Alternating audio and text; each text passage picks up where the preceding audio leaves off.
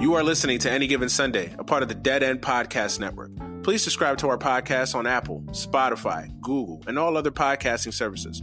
Please make sure you check out Dead End Hip Hop, Dead End Sports, Dead End Gaming, Is the Mic Still On, Chris Platt's Strictly Hip Hop and Hoops Talk, and a host of other shows on our podcast network. Thank you for listening and enjoy the show. For Sunday, April 28th, 2019, this is Any Given Sunday. I'm your host, Manny Brown. What's up, everybody? Hopefully you guys had a happy, safe, blessed week. Sorry for no podcast last week, but back again this week with another episode. And I'm joined by my sometimes co-host, social media agitator, brother, friend, anything else? Anything I'm leaving out? Bruh. I mean, we could go on and on if you want. On and on. If you want to just add to my adulations, like we can do a separate podcast for that if you want to. Okay, see, here you go again with the bullshit. Justin Trible, welcome back to the show, man. What's going on, man? Hey, it's good, man. It's good to be back, dog. I'm happy to be here. Happy to chop it up outside of you and I arguing over text, so they can hear us actually argue for the next however long we argue. But I think we're gonna agree about more stuff today than we usually do. So I'm happy about that. Yeah, there's certain things that we're just inherently going to disagree on, but this week it's good entertainment. Well, I think a great podcast, especially a multi-person podcast, is when the two people aren't succinct on everything. I mean, that shit's boring. Like, nobody wants to hear, oh, yeah, I agree. Well, yeah, I agree too. Yeah, I agree too. Like, who wants to listen to that? Like, nobody wants to listen to that. Nobody wants to listen to people stroke each other for an hour and a half. Exactly. You want to listen to a thought-provoking, hour discussion on, whatever you're discussing. If you do a podcast about cooking, you want to listen to a thought-provoking hour about cooking where, you learn some shit. You don't just want to agree with a motherfucker for an hour. So, yeah, man. So I'm with you on that. See, we already starting off the bat agreeing. I told you, dog. Yeah, no doubt, man. What's good though, man? How's life? Bruh, it's good, man. I'm waiting for spring to finally break up here, dog. Like, we had like a couple of days warm, and it's cold and rainy today right now, so it's like back and forth. But just waiting.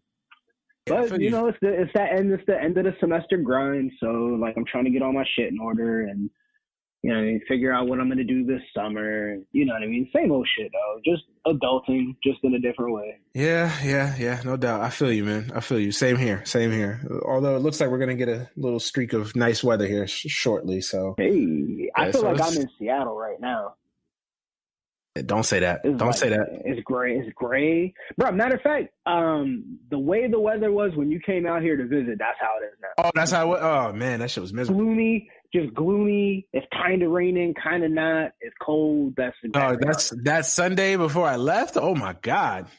That was horrible. I was like, man, what the hell is this? That shit was shit. It was May. It was like May 15th or some shit. And it's like cold as fuck. It's brick outside. I'm like, yo, what's going on here, yo? But it's global warming, man. It's global warming. Yeah, that's how it is. They say it affects the coastal communities more than exactly. There's no hoax there. There's no hoax there. But yeah, man, what's good? Figure out how we're gonna get to Mars. Yeah, no doubt, man. No doubt. We gotta follow the. We gotta holler at my man Matt Damon for that. Right. But yeah, man, I figured I'd have you on because there's a lot of things to talk about this week. I will say this off the bat: this podcast, we will be talking about Avengers Endgame. I mean, it's just certain times on this podcast. I mean, we are a sports show, so I know what people are saying. Well, how the fuck y'all talk about movies? But it's Any Given Sunday. I talk about what the fuck I want to talk about. So today, I may want to talk about Avengers Endgame. Next week I may talk about, I don't know, the Green New Deal. Like, sometimes it flows like that. Like, what I mean? It's off the dome sometimes. So, sometimes we veer away from sports sometimes on the show. It happens. It's not every week that you have just some thought-provoking guest or some thought-provoking interview that you want to talk about, or personality in sports or issue going on. So sometimes you gotta ad-lib a little bit. So that's what we do. I mean, not every weekend's a good sports weekend either. So, and it's not even that. Because this weekend's a good sports week. I mean, we had the draft. Oh, no, we had the this playoffs. Definitely good sports weekend. But so we'll definitely get into those. Transcendent. Yeah. Yeah. This is pop culture transcending. Like this transcends sports, pop culture, like everything. Like this is the biggest thing in the world right now at this moment. Is hell yeah. So the NFL draft and the NBA, it's just not enough of that to go around to just fill a whole show. So yeah, but we'll definitely get into the draft and we'll definitely get into the NBA playoffs. How you want to do it? Well, I'll say this before we start. We are going to talk about Endgame on this podcast. So if you have not seen the movie, we definitely do not want to spoil it for you. So how do you want to do it? Do you want to talk about Endgame first, or do you want to just talk about the draft and the playoffs and everything? Let's talk about the draft and the playoffs. Then we'll throw in the disclaimer. That way they don't gotta like. True. Okay. Through and then like accidentally get it spoiled. Because by now y'all should have seen it, but I don't judge, and I really don't want to be one of those guys to spoil it, even if I spoil it by accident. So let's talk about the. I will put this out though. Like if you follow me on social media, if you follow me on Snap or Twitter or Facebook or whatever, right? As some of you do, y'all got till next Sunday. I'm gonna keep quiet because I know some people try to get tickets this weekend and it was sold out or whatever. I get it. I understand. It's a big movie. Everybody's trying to see it. Right. But y'all got till next Sunday, 11:59 Pacific time. If y'all asses ain't seen it by then, nigga, I'm gonna talk about it. All right. I'm gonna talk about it. You a better man tweet about me. it. I already started talking about it.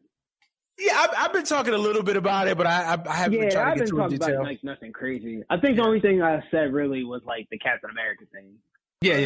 You're trying to be respectful of everybody because I know people. That's jokes. That's jokes, yes. But I've been trying to be respectful because a lot of people that I know would watch the movie early on, like just couldn't get tickets or whatever. Life gets in the way. So I get it. I understand it. And at the end of the day, it is a movie. I don't want nobody to fucking get fired from their job for watching a movie. Although some people will do some shit like that, some dumb shit. Bro, remember when we was in IT, niggas used to skip class and shit to go play World of Warcraft?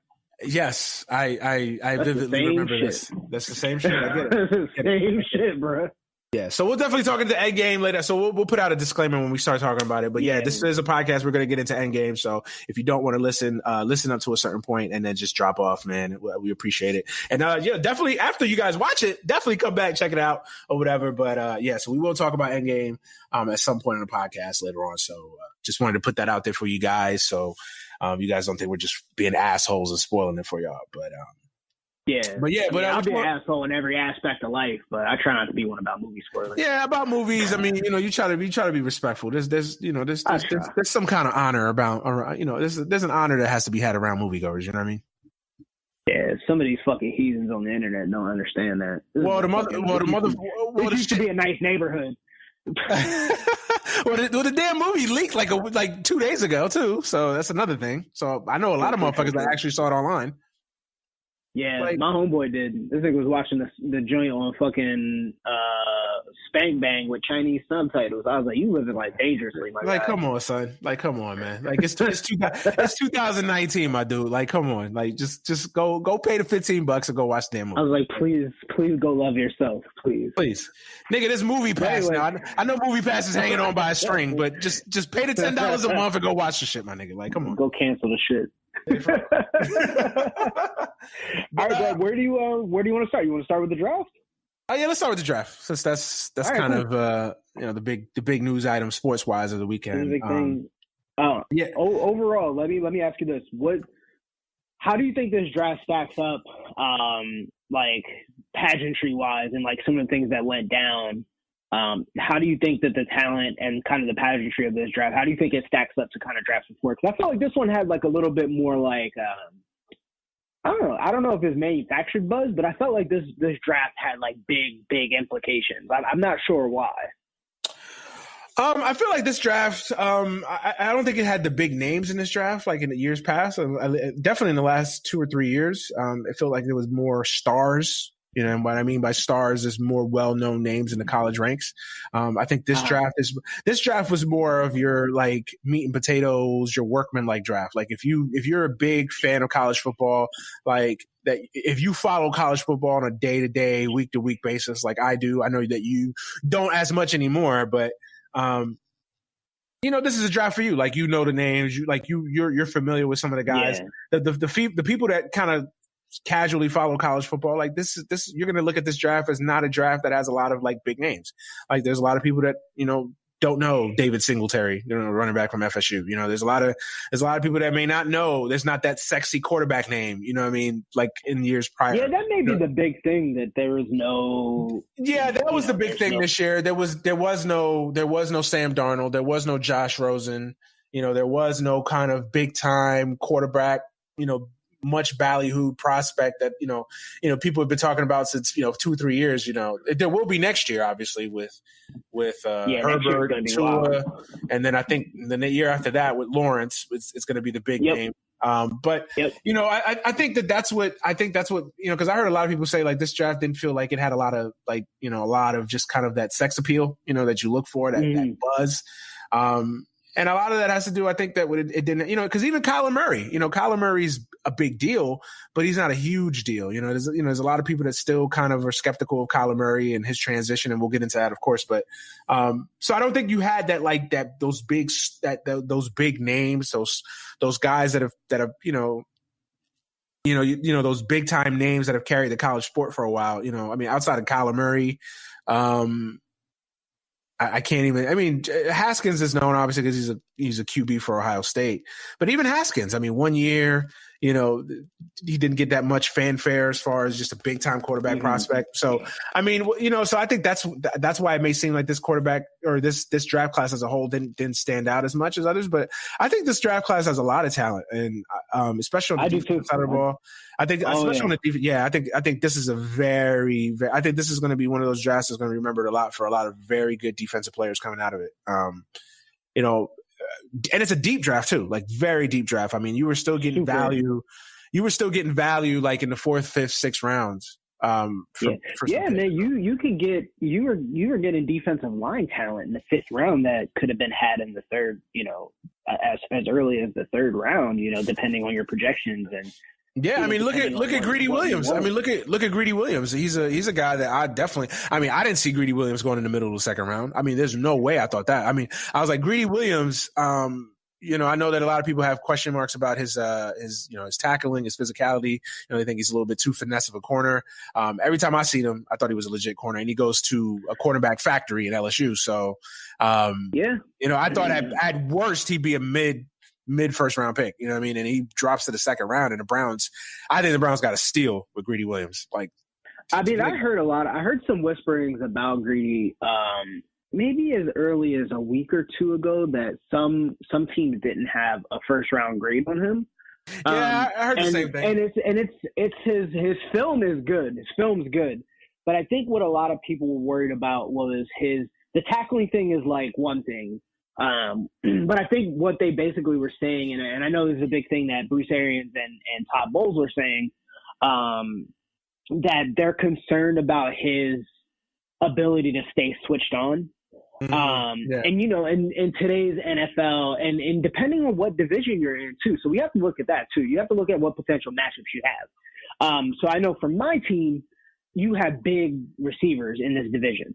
So having a big corner, yes, great, cool, with elite ball skills, good top end speed, et cetera, but you have guys that can dominate you in this division. And if you take a play off, or if you make that business decision not to say tackle, or you miss your assignment or something like that, that could have catastrophic, implications in a deep division with big wide receivers, So I think that's what a lot of teams were concerned about.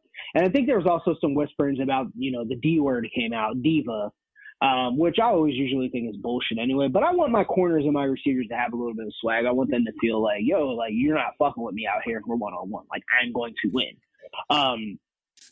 And they also said that he was dumb as a rock. So you never know what to believe with all of the draft stuff, because a lot of it feels like a lot of it does feel manufactured. Like a lot of it does feel like, we had him in an interview and he chewed with his mouth open, so now we're not going to draft him number 1. I was surprised. I was honestly surprised that he slipped past New England in the 2nd round, and they picked another corner over him. That was interesting. Yeah, that was interesting, because I was like, I was looking at it the whole time. I was like, New England's gonna get this motherfucker. Like, I thought for sure we were gonna pick him. With ours, I think we picked like in the 7th. in the second. I thought we were going to get him. We went in a different direction. But I did not see the Lions passing on him, the Raiders passing on him, and 100% the Patriots. I was like, yo, this is tailor-made for a Bill Belichick pick. Big Absolutely. corner, elite ball skills, falls to us in the second round, little risk reward. Like, yeah, this time, second round pick should be a starter on your team. But no, I 100% agree with you. I think the Browns got a hell of a player. They got a big player to play against on the opposite side of Denzel Ward. That defense is going to be legit, bro. Yeah, it's going to be legit. I was hoping the Jets could trade up to get him. We didn't have a second round pick, and I know we were trying to. There was rumors, or there was, again, who knows what to believe, but there was some talk that the Jets were trying to trade back into the second round to be in position to get someone like Greedy Williams. I don't know how feasible it was. I don't know how doable it was, but I was hoping that we could trade into the second round to get him, because I was like, man, that fills a need. Get a guy with that much value. I mean, this is a guy that I think he's one of the top 15 players in the draft, in my opinion, and to get him in the second round, in the mid second round at that, like that's God looking out right there. Like, that's just God, like, yo, like, we're gonna give y'all this. I'm gonna give y'all this work here. Like, here you go. Like, it's a miracle. But if he pans out, then all these other GMs, some of the GMs passed over him twice.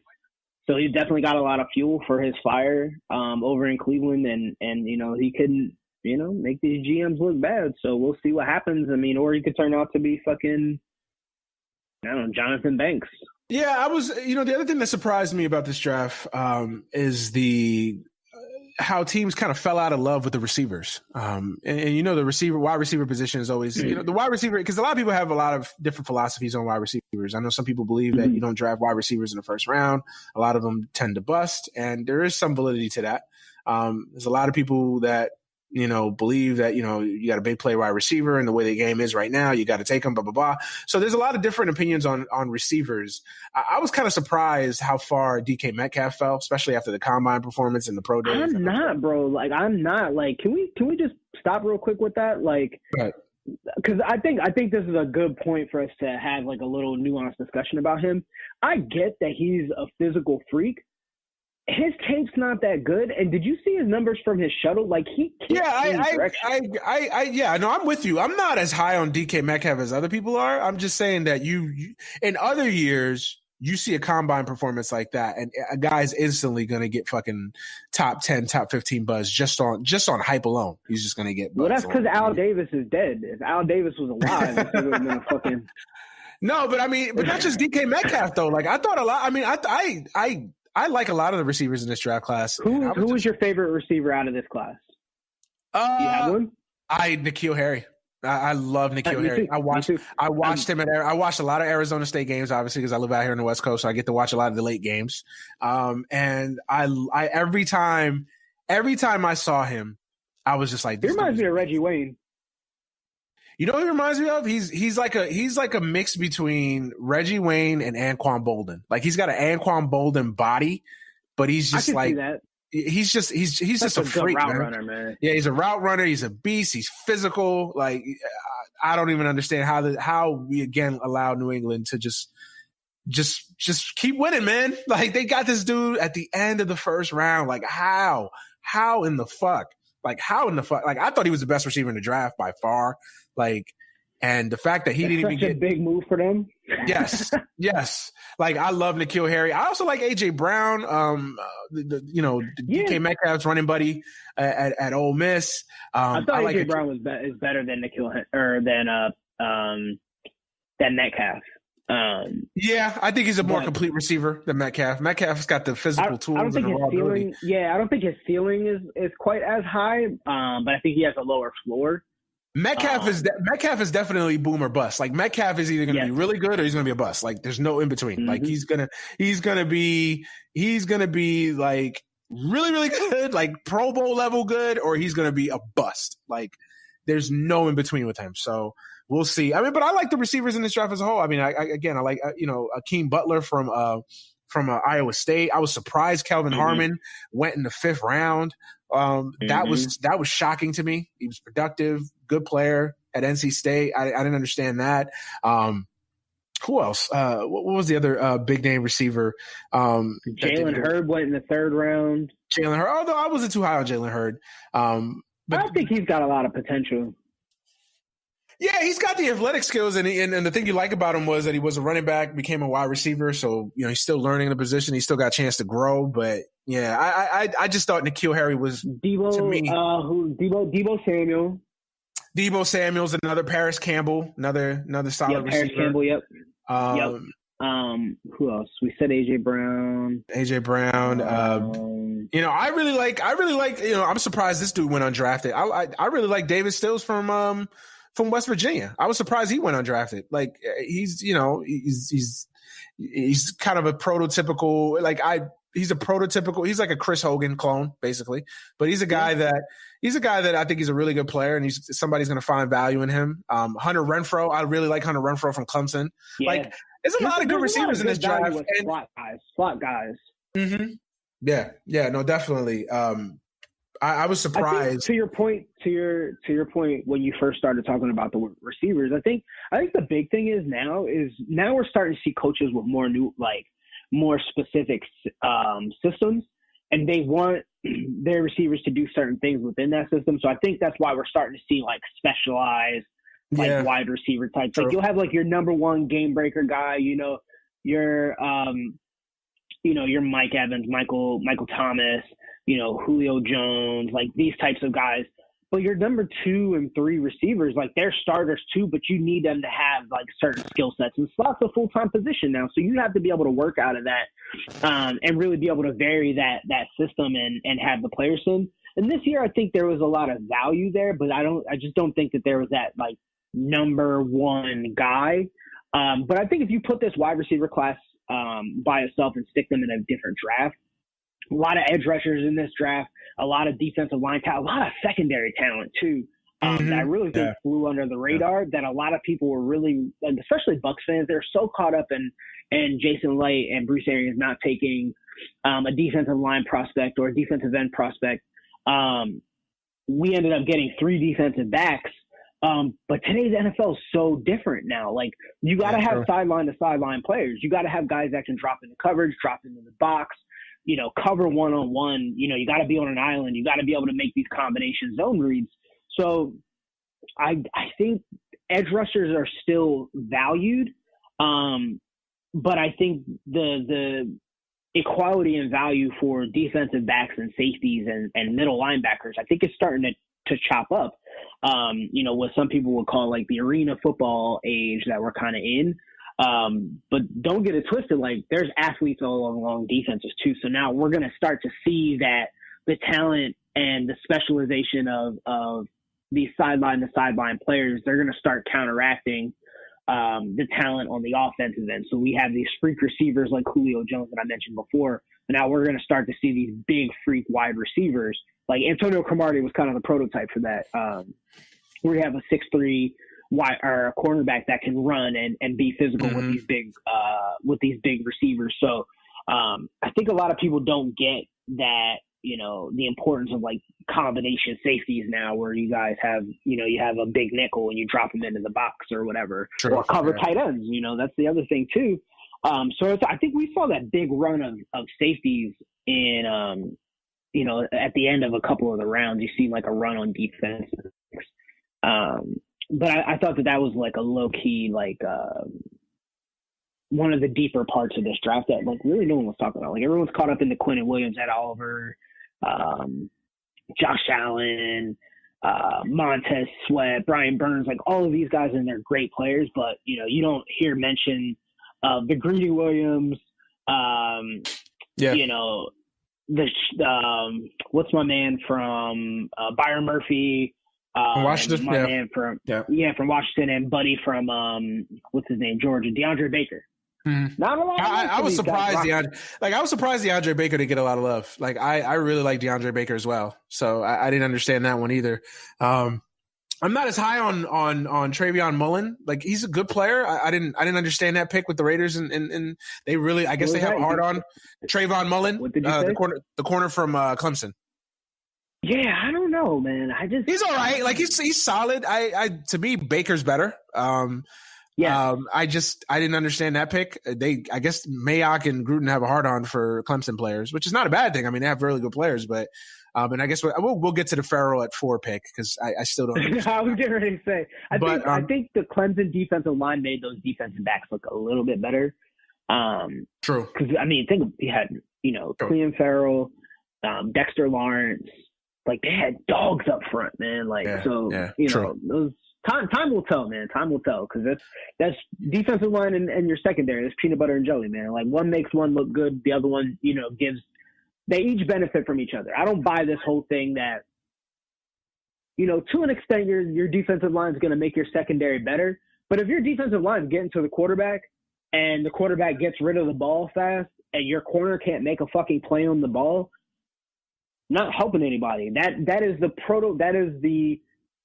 is what I watched week in and week out as a fan of Tampa Bay Buccaneers. Like Jason Pierre-Paul, Carl Nassib, Via Zeta, and Gerald McCoy will get to the quarterback, and MJ Stewart got cooked in the slot. Like it kind of goes both ways. You know what I mean? Like you gotta have playmakers on your defense, bro. Like it doesn't matter. You can have fucking Reggie White coming off the edge, but if you've got me or you playing corner, like. Yeah, true. Yeah, no, I'm with you on that, man. I'm definitely with you on that. I didn't really love the running back class this year. Me either. I thought this was kind of one of the weaker ones the last couple of years. Especially the last couple of years because we felt like the running back class the last couple of years has been really, really deep. I mean, as evident by Philip Lindsay being undrafted and being a Pro Bowler last year, so it's crazy to think about that. But I didn't really love the draft all the time with running backs. I feel. Well, yeah, true. But I'm just saying, just overall value, the fact that you could get a guy like Philip Lindsay, you can get him. Yeah. But that's a testament. That's a testament to that shelf life is so short for running backs that it's like, what value do you have? Like, I think that's the biggest thing that I really picked up with this draft, like really kind of digging into it because you don't have these, like you mentioned, like superstar names. So you got to look at the value of where you're picking and like your system that you want to play. And like in the character thing too, is like, where do you have value for your team? And I just don't think that you can have game breakers at running back. Like we've seen, like Philip Lindsay, you know what I mean? Like, dude's a fucking monster, but he's going to burn out after, 3-4 years, maybe 5-6 if he's lucky, not to, I like Philip Lindsay, not to like put any bad juju on the man. But look what we saw with, oh shit, I'm blanking on his name. What's buddy from Trent Richardson? Mm-hmm. Oh man, Trent Richardson. Even though he was a big, I still can't believe how much he busted. Like I thought Trent Richardson was going to be a superstar, and it just never happened, man. Just never. Even if say he does pan out, 4 years later, you're looking for another running back because they take the most abuse. You know what I mean? So it's getting for what you're really getting. You're right now. If you're a GM, the truly great Hall of Fame running back, you're getting 5 to 7 years out of him. You know what I'm saying? Yep. You're getting, I mean, 5 of top end, like legit. Of course, there's always exceptions to rules. There's always guys that play longer than it's amazing. Marshawn Lynch had the durability and the greatness that he had for so long. But I mean, not everybody's the style that he plays. Exactly. Yeah, but not everybody's Marshawn Lynch, apparently. You know what I mean? So no. So I mean, when you're drafting a running back, even a great one, you're getting, you're lucky. You thank God, and you're getting 7 good years out of him. You know what I mean? 7 just wonderful, productive, healthy, good years out of him. So, but yeah, I didn't like the running back class this year. I there was a couple guys that I really liked. Everybody else was kind of meh. I didn't really love like that. And then of course the quarterback class. I didn't really love this quarterback class. I'm sure we could get into. I know you're ready. I know you're ready to let them flukes loose. Well, you know what? You already know where I'm coming from. I'm gonna let you start. I'm gonna let you start because I've been laughing. I've been laughing too much at it all weekend. So, but I'm gonna let you start. Hey, bro, you know that old boy blinking like wild hard. Which one? Where he's like the white dude that like blinking, like just like he can't believe what he just saw. Yeah. I dead ass made that face when I looked at my phone. I forget where I was at. What was I doing? No, I was at home. had the fucking Bruins game on TV, and I have the draft on my laptop sitting in front of me in my TV room. And so, like, Michelle and I are watching hockey, blah, blah, blah. And I'm like, yo, what the hell is going on? So I'm like, boom, Kyler Murray. All right, cool. I just got done laughing at Farrell going number 4. I was laughing at the Raiders. I was kind of feeling some sort of way about the Bucks picking Devin White, but we can talk about that later if you want to. And then I saw these niggas pick Daniel Jones. Oh, my God. So it's Bro, he's not even. Haskins is better. I would have taken Will Grier before I took fucking Daniel Jones. Yeah.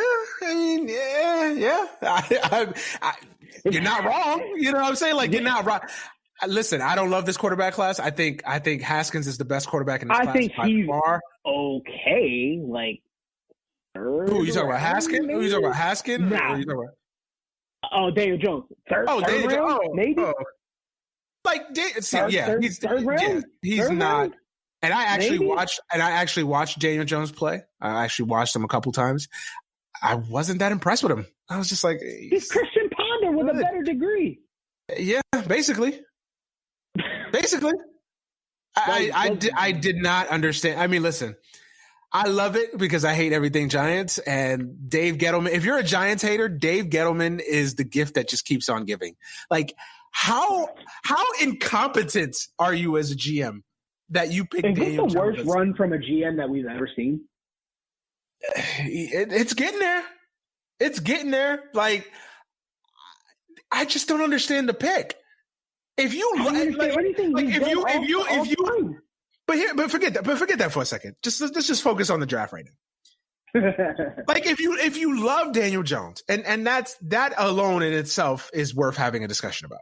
But if you love Daniel Jones that much, why not trade out of that spot? First of all, you have 2 first-round picks, so I guarantee you he's going to be there at 17. I guarantee you. I know that you never can. You never know. You never know. And some team may have been in love with them. Although I think the Giants got bamboozled. I think the Giants felt pressure. I think the Giants felt like there was other teams after Daniel Jones, so they felt the pressure to have to take him at 6. I think they got bamboozled. They got John Lynch. Yeah, they got John Lynch because there's no way that you cannot tell me that Daniel Jones was not going to be there at 17. There's just no way, especially how the board played out and Haskins ended up dropping the way he did.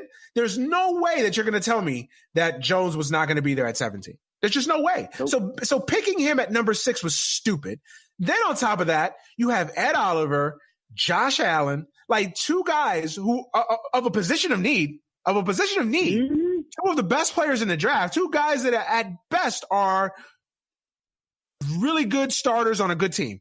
If everything pans out, if they don't turn out to be superstars, but just kind of play up to their potential, they're very good players on a good team. Like Ed Oliver has a chance to be a superstar. Josh Allen has a chance to be a superstar. They fill a need for you, and you draft Daniel Jones? Arguably? Bro, they could have even taken Jonah Williams to protect Eli or to protect your future. Yes. To me, like, everybody's making it like, oh, but they should have picked Haskins over Jones. Yes, but beyond that, the Daniel Jones pick looks so much worse because Haskins was on the board, and because Josh Allen and Ed Oliver were on the board, and Jonah Williams were on the board. Like, all positions of need. Like, I just don't understand. I don't understand. That is terrible drafting. Like, that's just that is unforgettable. Like, that is. I tell you right now, if I was the owner, I'd fire David Gettleman over that. If they, like, and he's going. And I mean, well, he's going to get fired if that pick doesn't work, obviously. So we know that. But I mean, that is a fireable offense right there. Like, you telling me that you're picking with the number 6 pick in the draft, you're picking arguably, and I can even make an argument that I could take another quarterback in that slot. The 3rd or 4th best quarterback in the draft at the number 6 pick? Like, how? Yep. Like, yep. Look at Dwayne Haskins and look at Daniel Jones. How can one GM tell me that Daniel Jones is that much significantly better than Dwayne Haskins? How? Please explain it to me. I know I'm not a football expert. I'm not sitting there, studying quarterback progressions, and I'm no expert. He's white. I didn't want to go there, but we know that's part of it. Absolutely part of it. Like, that's why I thought that's why you brought me on, so I can go there when you don't want to. Go ahead, be spicy. You already know I don't got no problems with doing that. But I mean, it's just, but beyond that, like how, like even if we wanted to be, politically correct or wanted to just stay away from race, like how can you look at these two kids play the position of quarterback? Now I know what some people are going to say. Oh, it's unfair to criticize Daniel Jones because he didn't play with the talent that Dwayne Haskins played with. You put Dwayne Haskins on Duke and you put Daniel Jones on Ohio State. Blah blah blah blah. And that's a fair assessment. But the facts are, we can only grade them on what we see. Like, unfortunately, I can't play out those scenarios. Like, I can't play fantasy football and switch Daniel Jones out for Drew Lock, or I can't put Drew Lock in Drew Haskins' shoes and put Dwayne Haskins at Missouri. Like, I can't do that. We can only evaluate what we see in front of us. But I watched Haskins all year, and I was like, yo, this dude is a fucking beast. Like, and not to mention, and he's a prototypical pro style quarterback. Like, he's not an RPO guy. He's not a spread guy per se. Like, he is a prototypical drop back, go through your progressions quarterback. Like, and the fact that he was able to dominate in an Urban Meyer system, that impressed me even more. And you don't take this guy at 6? Like, and then what makes it even worse, right? This is, and it sounds like I'm a Giant fan when I'm saying I'm loving all of this shit, by the way. Like, what makes it even better or worse, depending on your perspective, is that the Redskins get him at 15. The Redskins, he falls all the way to the Redskins at 50. Like, right, and the Redskins were ready and willing to trade up for Haskins. Yes. Can you believe when they saw the Giants? Because if the Giants don't pick him, if the Giants don't pick a quarterback there, they don't pick Haskins, what other team is going quarterback in the first round? Well, that was because I think the Redskins were playing a game of chicken. Because the Redskins were running a huge risk that the Giants were going to take Haskins at 6. Now, a lot of reports came out that the Giants didn't love Haskins. That there was conflicting because there were some places where I read they love Haskins. There's some places that they didn't love Haskins. So obviously they didn't love him enough because they went with Daniel Jones there, right? So, but they were running a huge risk in that the Giants were really the only team in that spot at that level in the draft that was going to take Haskins, right? So the Redskins, in my opinion, the Redskins were running a huge risk by not trading up. Like, obviously there was a lot of talk that the Jets and the Redskins had discussions about trading up. I was never with that because I thought that was going to be a huge fall for us. Like, to go from 3 to 15, that was a little too steep. That's a big drop. Even if we were getting like future, now of course, if we're getting a RG3 like package, where we're getting 2 number 1s, 2 2s, and a future 3, something like that, something crazy like that. Like, then that definitely worth exploring. But you got to be sitting there like, once he gets past the Giants, the Redskins are like, oh, we're good right now. Like, we're good. We're chilling. Yeah, we're chilling. We're gonna let it play. I mean, I think they were still a little nervous because any team, I think the next team probably would have been Denver. But once not with John Elway there. John Elway's an idiot. Yeah, I mean, his quarterback picking skills have not been the greatest, obviously, but I'm just saying from an overall position of need, I think that. Yeah, I could see that though. I think there were 2 other teams that posed a risk to the Redskins, Miami and Denver. Once they passed, I mean, it was on and Miami really wasn't in the market for a quarterback because they're getting fucking Josh Rosen for the cheap. Yeah, true. So yeah, but they hadn't gotten him on as of Thursday night, so that happened Friday night. So conceivably speaking, I mean, it was in the works. It was in the works. Yeah, it was in the works. Who knows? You never know. If deals fall apart like that. So, but let's just take it at face value that it wasn't planned out yet. Like, so you still didn't know. It was conceivable that Miami could have made that pick if they wanted to.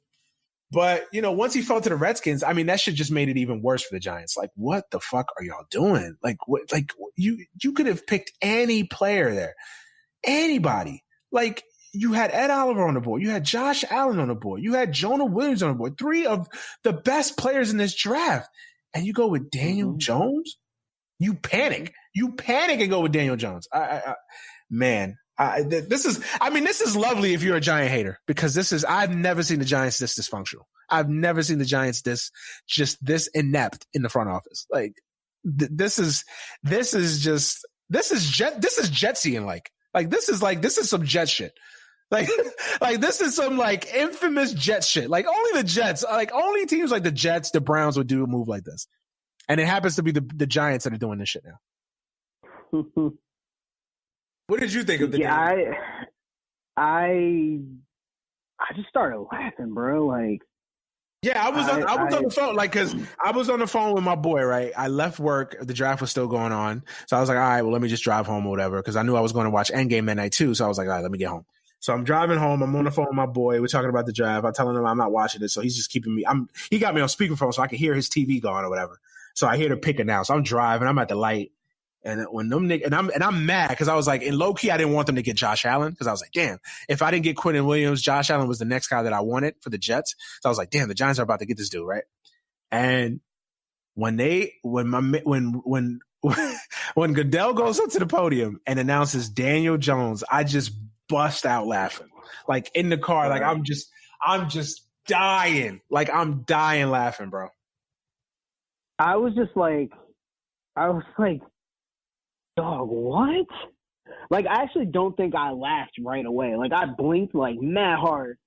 And then I, like, whispered to myself. And then, like, a couple of seconds passed. And I seen this nigga with his hat on, and I lost it. Dog, can you, like, imagine if that's your team? Like, imagine if that was the Bucks, and they did that shit. How would you be feeling? These niggas do dumb shit all the time, and that might have been the one thing that set me over the edge. Yo, speaking of the Giants, right? So the Giants' 6th round NFL draft pick was shot and wounded. Teammate was killed. I saw that. Who the fuck was this nigga? I didn't even pay attention to who the hell was who my man was. Anyways. But yeah, the Giants are not having a lot of luck with their draft picks. You got niggas getting shot. Bro, they're not having a lot of luck with anything. Yeah, they're just not. They've made questionable move after questionable move after questionable move. And Dave Gettleman is I think there's a lot of problems with the Giants. I think there's a lot of issues with the Giants. I think it starts with the owner, and I'm glad that the owner's finally getting his feet thrown to the fire, because I think Mara's gotten away. Mara has gotten a lot of goodwill because of his dad and because of those Miami Marlins like Super Bowl runs. Like that, I think he's got a lot of unfair goodwill, and I think the media is finally starting to flame his ass in New York, and it's well deserved. Mara's been incompetent too. Mara's incompetent too. You know, Mara gets a pass. Mara's incompetent. He's incompetent. I mean, let's not forget the whole Josh Brown fiasco. Yep. Like he's incompetent, and then he hires this GM. And here's the thing with Dave Gettleman, right? This dude acts like he's won 5 championships. Like Dave Gettleman. Mm-hmm. Who the fuck are you? You got to Carolina after they got Cam Newton. Yep. That wasn't you. Nope. Like, so Dave Gettleman walks around like he's won championships, and then he walks around and he tells the New York media, trust me, I know what I'm doing. Nigga, no, you don't. Who the hell are you? Who the hell is Dave Gettleman? You've done nothing. You've done nothing. He walks around like he's won 6 championships. The fact that last year everybody in the world knew that Eli Manning was was on the down slope. You have 4, at that time you had 3 top quarterbacks available, and you go with Saquon Barkley. Now you can't kill him because Saquon Barkley is great, but everybody knows if you have a chance to pick a great quarterback or a great running back, 9 times out of 10 you pick the great quarterback. Because we just talked about it. Even if Saquon Barkley becomes a Hall of Famer, how many Hall of Fame years are you going to have of Saquon Barkley? 7? Same shit. 8? I still think that was a good pick. I mean, it was a good pick, but I'm just saying, like, the thing that kills me is that you took a generational talent and what you have with Saquon Barkley, you let go another generational talent in Odell Beckham, right? And you keep fucking Eli Manning, a quarterback who's been a ghost of himself for 3 years now.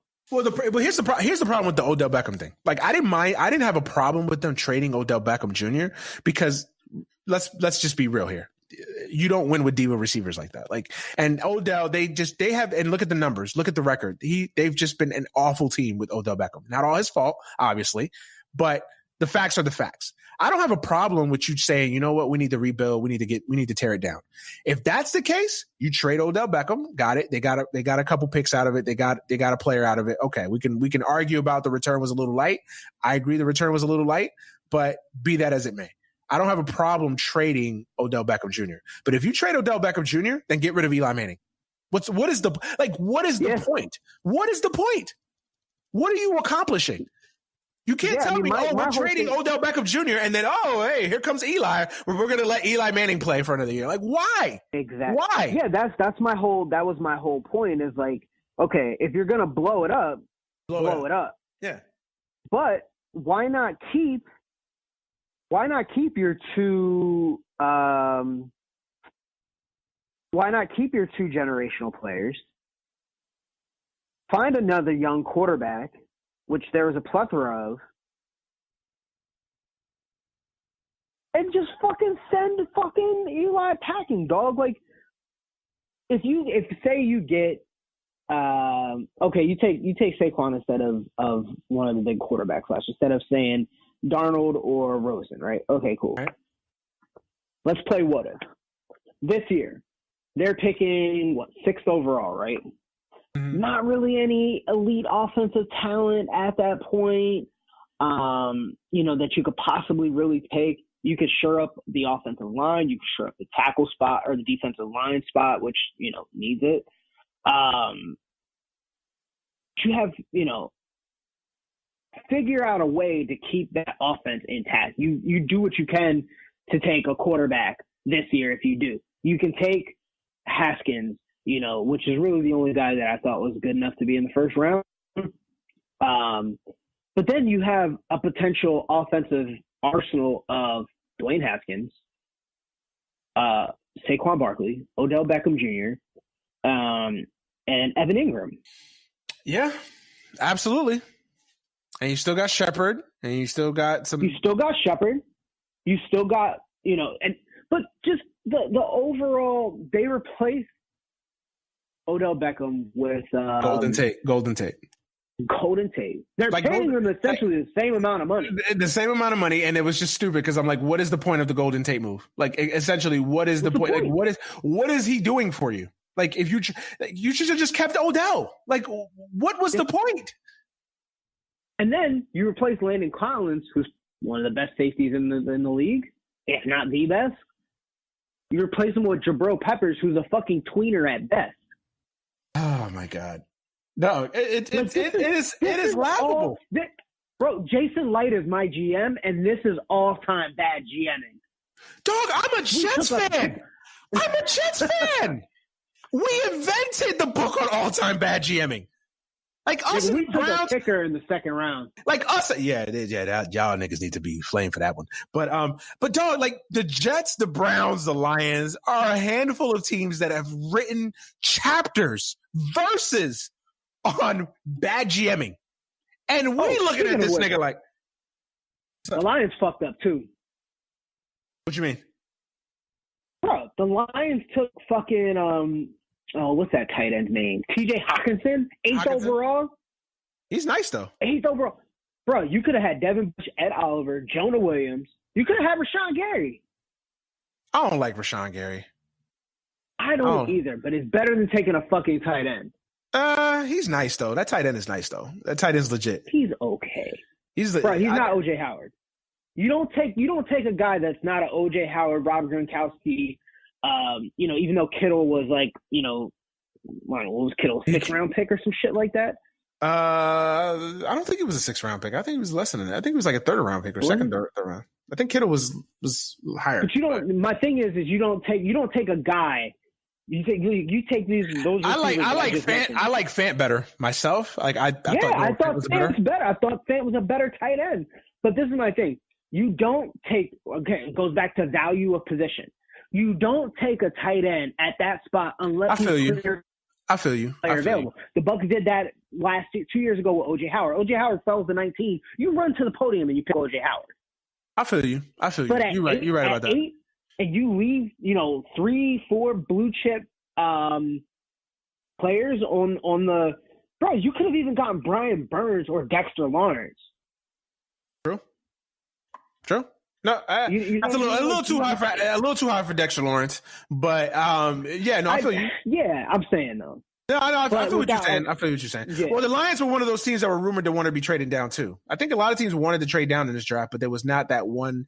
But see, the trade down, trading up and trading down only works when you have that big blue chip, either wide receiver or quarterback, and you didn't have that in this draft. So I think that was like the big issue with teams that were trying to trade up, to trade up and trade down. Like, teams will only trade up for, very rarely do teams trade up for that defensive player. I mean, or that pass rusher here and there sometimes, but for the most part,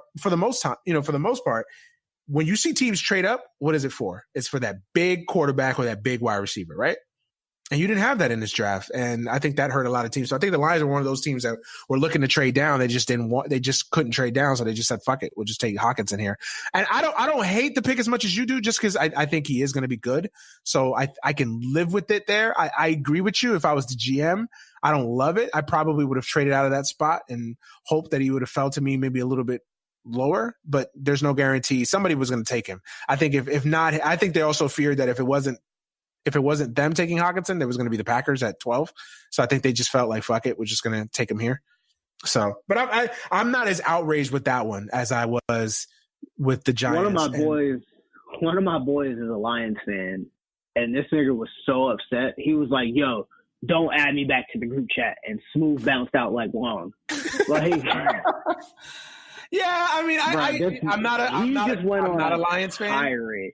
I'm not a Lions fan, so I can understand, but I don't hate the pick. Now, again, in retrospect, who knows? We might be coming back talking about this shit in 2 years and be like, that was stupid.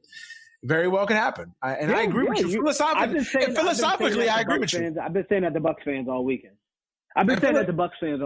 They're upset about the draft, upset we did this or that or the third. And I'm like, bro, like, you can't just, like, I can get, like, the pick, and you're like, oh, shit, like, I didn't think that this was a good pick. Like, whatever, okay. Like, I gave the Lions some bars because I thought it was fucking stupid. But this dude could fucking turn around and be the next Gronk or whomever, you know what I mean? Like, I just don't know about the value of that position at that point. From a philosophical standpoint, yeah, I feel you. From a philosophical standpoint. Yeah, but, I mean, he could be a beast, and he could fucking transform that offense. He could be the key. Who fucking knows? Like, maybe Matt Stafford will stop throwing interceptions. Who knows? I was more outraged at Ceylon Farrell with the Raiders at number 4. That was stupid. Now let me say this: I think Ceylon Farrell is going to be very good. I think he's a very good defensive. I think he's a very good edge rusher. I think he's very good. I don't mind the player. I just don't like that they picked him at number 4. He's not the 4th best player in the draft. He's just not. Like, I'm sorry. There at 24. Exactly. He would have been there. Yes, he would have been there at 24. He would have been there at 24. Hell, he would have been there in the mid rounds, and they could have just traded up one of the other picks to get him. Like, if you really had a hard on for Sweat went 2 picks after the Raiders picked in the first round. And I'm telling you right now, Montez Sweat to me is better than Ceylon Farrell. Yeah, 100%. See, Cleveland Farrell is good, but his athleticism doesn't jump out on tape. He's kind of a technician. He's good. He produced. I just don't think that he's one of these, like, these guys that we see, like, when you think of, like, the defensive end in this. He's not Khalil Mack. Like, he's not Khalil Mack. No, he's not Khalil Mack. He's not fucking, he's not a J.J. Watt type. No. Who else am I fucking skating over that's like an elite defensive end in this fucking league? He's not Justin Houston. He's not Justin Houston. He's not, he's not the pass rusher of that ilk. He's just not. He's not that guy that's just going to dominate. He's not Javian Clowney. Like, he's not. Yeah, a guy that you have to game plan for, a guy that you're going to have to double team. Like, he's just not that guy. He's not Von Miller. No, he's not Von Miller. Like, he's just not that guy. And I like the kid. I think he's one of those guys that's going to play for 10, 12, 13 years, have a productive NFL, make a couple Pro Bowls, solid player. Do I think that's the 4th pick in the draft necessarily, especially at that position with the guys that are on the to me, Josh Allen was better. Like, you can't even argue it. Josh Allen was better. Ed Oliver is better. Like, I just even though there's two different positions, Ed Oliver is definitely. Yeah, I mean, they said that Ed Oliver could play the 3 technique defensive end in a 3-4 as well. Ed Oliver is pretty versatile. Ed Oliver is a fucking freak. Yeah, he's a monster. Ed Oliver's a freak. I just didn't understand that pick. Like, I didn't understand. Like, it just made no sense to me. That was a position. You know what that felt like? They wanted to trade down out of that pick. They couldn't find anybody to trade out of it. So they just like, you know what? We like this guy. This is the guy that we would pick had we traded out of this pick. We're just going to fucking just pick him here. And that to me is just bad drafting. What happens when your front office is made out of niggas that have been on TV, much like this country. Facts. They sent the scouts home, my guy. Like, come on, bro. Yeah. And I something tells me the scouts didn't tell them to draft Clelin Ferrell 4th. Something tells me.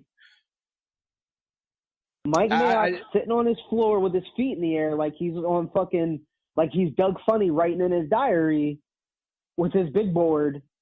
And I was like, cool, I bet they won't see this coming. Like, this is I was shocked. Maybe Cleveland, like, okay, we can always go back out to this, like, you know, maybe he turns into fucking, you know, Jared Allen or something like that. We don't know. But like, and then we'll all look like fucking assholes. We'll replay this in 5 years, like, damn dog, like how wrong were we? But from right now, I don't see how you can justify the pick. And that's the thing. Like, you let Khalil Mack go, and you can get Josh Allen, who may not be Khalil Mack, but he's that same type of player. He's closer to Khalil Mack than Clelin Ferrell is. Yeah. Like that's a 1-for-1 fucking replacement. This is why I'm glad the Buccaneers didn't fucking bring John Gruden back. Bro. And here's the thing. Like, and I know people, and I'm usually one of these people, like, I think it's stupid to overanalyze these drafts, and kind of we're dumb too because we're overanalyzing this draft as we speak on the podcast. But it's like, it's hard because, you know, we don't know. Like, the guys that we think are going to be great could be bust. You know, the guys that we think are going to be bust could be great. You know, so we don't know. It's hard to analyze these judges. You know, we're not in these war rooms. We're not scouts. We're just fans. Like, I'm not sitting here pretending like I know more than Mike Mayock. I'm not. I'm not sitting here. But I'm just evaluating what I've seen as a college football fan watching, you know, college football all year. I watched Clelin Ferrell a lot. I like the kid. I liked him a lot. I think he's definitely a first-round pick. But to me, at number 4, that was a mistake. Now, he could end up being better than Josh Allen. We don't know that. Absolutely. Josh Allen can break his leg tomorrow and be completely a bust for the rest of his career. Absolutely. Very well could happen. And Ferrell could be, the next LT for all we know. Like, I don't know that. We don't know that. None of us know that. All we can do is evaluate on what we see right now, in present day form right now. And by analyzing it in present day form right now, to me, that just seems like a bad pick. Now he'll have a chance to prove it, and I hope the kid proves it, and I hope he shuts me up. Like, I have no stake in the game. I don't give a fuck. Like, I hope he proves me wrong. Like, I hope I could go back in 10 years. Like, damn, I was wrong. Like, shit, I was stupid. Yeah. Like, it happens, you know. But I just don't. I did not understand that pick. I for the life of me cannot understand that pick. I don't get it, dog. There's a lot of stuff. There's a lot of stuff that I try to look at differently, like especially with this draft. You know, there's a lot of different ways that I try to look at shit. And the Celtics smoked the Bucks. Yeah, niggas thought we was about to get swept. I seen that. I seen that. I was gonna let you live on that. Like, you know, I was walking past my TV. But the thing is, like, you know, I try to look at it like objectively. Like, even if it's not my team, I'm like, okay, like what possibly, you know, could these guys have done, or what could they have seen? Like, you know, like you said, like, we're not in the war rooms. We don't know this. We don't know that. But anyway, you slice it. I don't see how you think that's a good pick. Yeah, I don't understand it, man. I don't understand it. Let's get you into it. How did you? Oh no, go ahead. No, go ahead. Oh, I was gonna say, how did you feel about the Jets draft? I was going to ask you about your team. Yeah, I'll start with mine. No, I mean, overall, I liked it. I mean, Quinnen Williams. You didn't like Quinnen Williams? Oh, I love Quinnen Williams. I think that's that. You know, I was of two minds. Like, I wanted to trade down just because I think that always getting more draft capital is the right way to go with these drafts, especially a draft like this that's very deep and you can get good value later on in rounds. So I thought if the Jets found a team that was desperate enough and stupid enough to trade down and give us a good haul for that third pick, then I thought that was my first position. I thought I would have explored that. If we didn't trade down, I wanted either Quinnen Williams or Josh Allen. I wanted no part of Nick Bosa. Fuck Nick Bosa, by the way. Matter of fact, fuck Nick Bosa, by the way. Again, I know Nick Bosa's great, but he's an asshole. But anyways, we'll get into that today. Nick Bosa, lost my track. Quinnen Williams and Josh Allen. Those were the two guys that I really wanted for the Jets, and they got Quinnen Williams. And everything you read, he's the safest, best player in the draft. I agree. I believe that. I don't think he's overwhelmingly the best player in the draft, but I think he is the best player in the draft right now. The kid looks like he's got a good personality. He's got a chance to step in day one and be a great player. So I love that pick.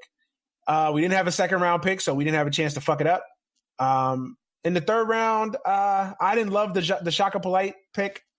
I didn't love it just because I'm a big believer in that these draft processes. This is like a job interview. Like this is a job interview. Like this is essentially a job interview. And this dude showed up to the combine, didn't perform well, didn't interview well. Again, all we can do is believe what we read in here. I don't know. I wasn't there. I didn't sit down with the young man. For all we know, he probably, gave GMs a dissertation and they didn't like it. I don't know. I wasn't there. But from everything you hear and report, that is what's being put out there, that he didn't test well, that he didn't interview well. His personality was terrible. He didn't run the 40 that well. And then his pro day wasn't that great. That concerns me. Like, I'm not going to lie. That concerns me. Because we have a history of just drafting busts. And for a pass rusher to just be that slow on the 40, he put on weight of, I read somewhere that he was trying to put on weight. So that's what caused him to slow down and whatever it was. I didn't love that pick myself. I would have went with Chase Winovich there. I think Chase Winovich is the better player. He doesn't have the talent, he doesn't have that freak athleticism and talent that Polite has, but I think Winovich is just a better player right now. So I would have went with that. I would have preferably went with that. Chet Ujoa, the tackle from SC, it was okay. He's got familiarity with Sam Darnold. He's great in pass protection. He's not great, in run blocking. Kind of, short arm. A lot of people think he's going to be a guard. Who knows? That pick I'm okay with, Trevon Wesco, the tight end from West Virginia. Who knows? I can't say that I watched him a lot at West Virginia. So I focus more on Stills and the other wide receiver that they have there. So I didn't watch a lot of Wesco. You read a lot of good things about him. Who knows? We'll see. And then, the last two picks, the corner from Rutgers was the 6th round pick. I didn't understand that one. He's had like 2 ACL tears. Missed most of this season, a lot of last season. I don't understand that one. And then the linebacker from Minnesota, solid guy, solid pick. I mean, overall, give him a B. I thought Quinnen Williams was the home run pick. I would have liked to have, once we kind of stuck at 3, I figured, okay, let's just try to get a 2nd round pick, if anything else. I didn't understand why not trading Darren. There was a lot of rumors that Darren Lee was on the move, that they were going to try to get something for him. I can't believe that they didn't get anything for him, or they didn't get a good enough offer for Darren Lee. Even if it was just a 5th or 6th, I would have taken it. They didn't, obviously. So here we are. But overall, I thought it was solid. Little question marks on the last 2 picks, just because I thought, they could have addressed the offensive line somewhere in the 5th and the 6th round, and they didn't. So I was a little perturbed by that. Wesco, I'm willing to give it an open mind. Joa, we'll see. Open mind. Polite, I'm nervous. Polite is boom or bust. Polite is going to be either he's a boomer bust prospect. Like he's going to come into camp ready to go, light it up, and you're going to be like, oh my God, why did this guy last to the third round? Or he's going to be one of those guys that's just like, this is the reason why he fell to the third round, because he's going to show up 300 pounds overweight and, probably show up with a gun charge or some shit. Like, he's going to be a bust. Like, who knows? So, yeah. But, I mean, I would have, if it were me and he was there 2 picks after you guys, I wouldn't have been mad if the Bucks did. I really liked his tape. I get the concerns about the combine and shit like that. But the dude's tape doesn't lie. So, like, maybe you get him in the third, maybe you get him in the fourth. But I honestly think if you guys didn't scoop him when you did, somebody definitely would have. Yeah, no, I think somebody would have definitely taken him because the kid has talent. I'm not saying the kid doesn't have talent. I'm not saying that he wasn't warranted the pick because of talent. Like the guy has talent. It's just that I don't know. I get it. I'm just saying, like he would have been gone, regardless. So if you guys have a good locker room, he'll probably be okay. And just how Florida players are when they're in Florida in that fucking disgusting hellhole of a place. Niggas be wilding out in games though. Like, there's a whole system there to protect them. But I think he's a dog. There's a lot of shit on his film where he's chasing down running backs 20 yards down the field.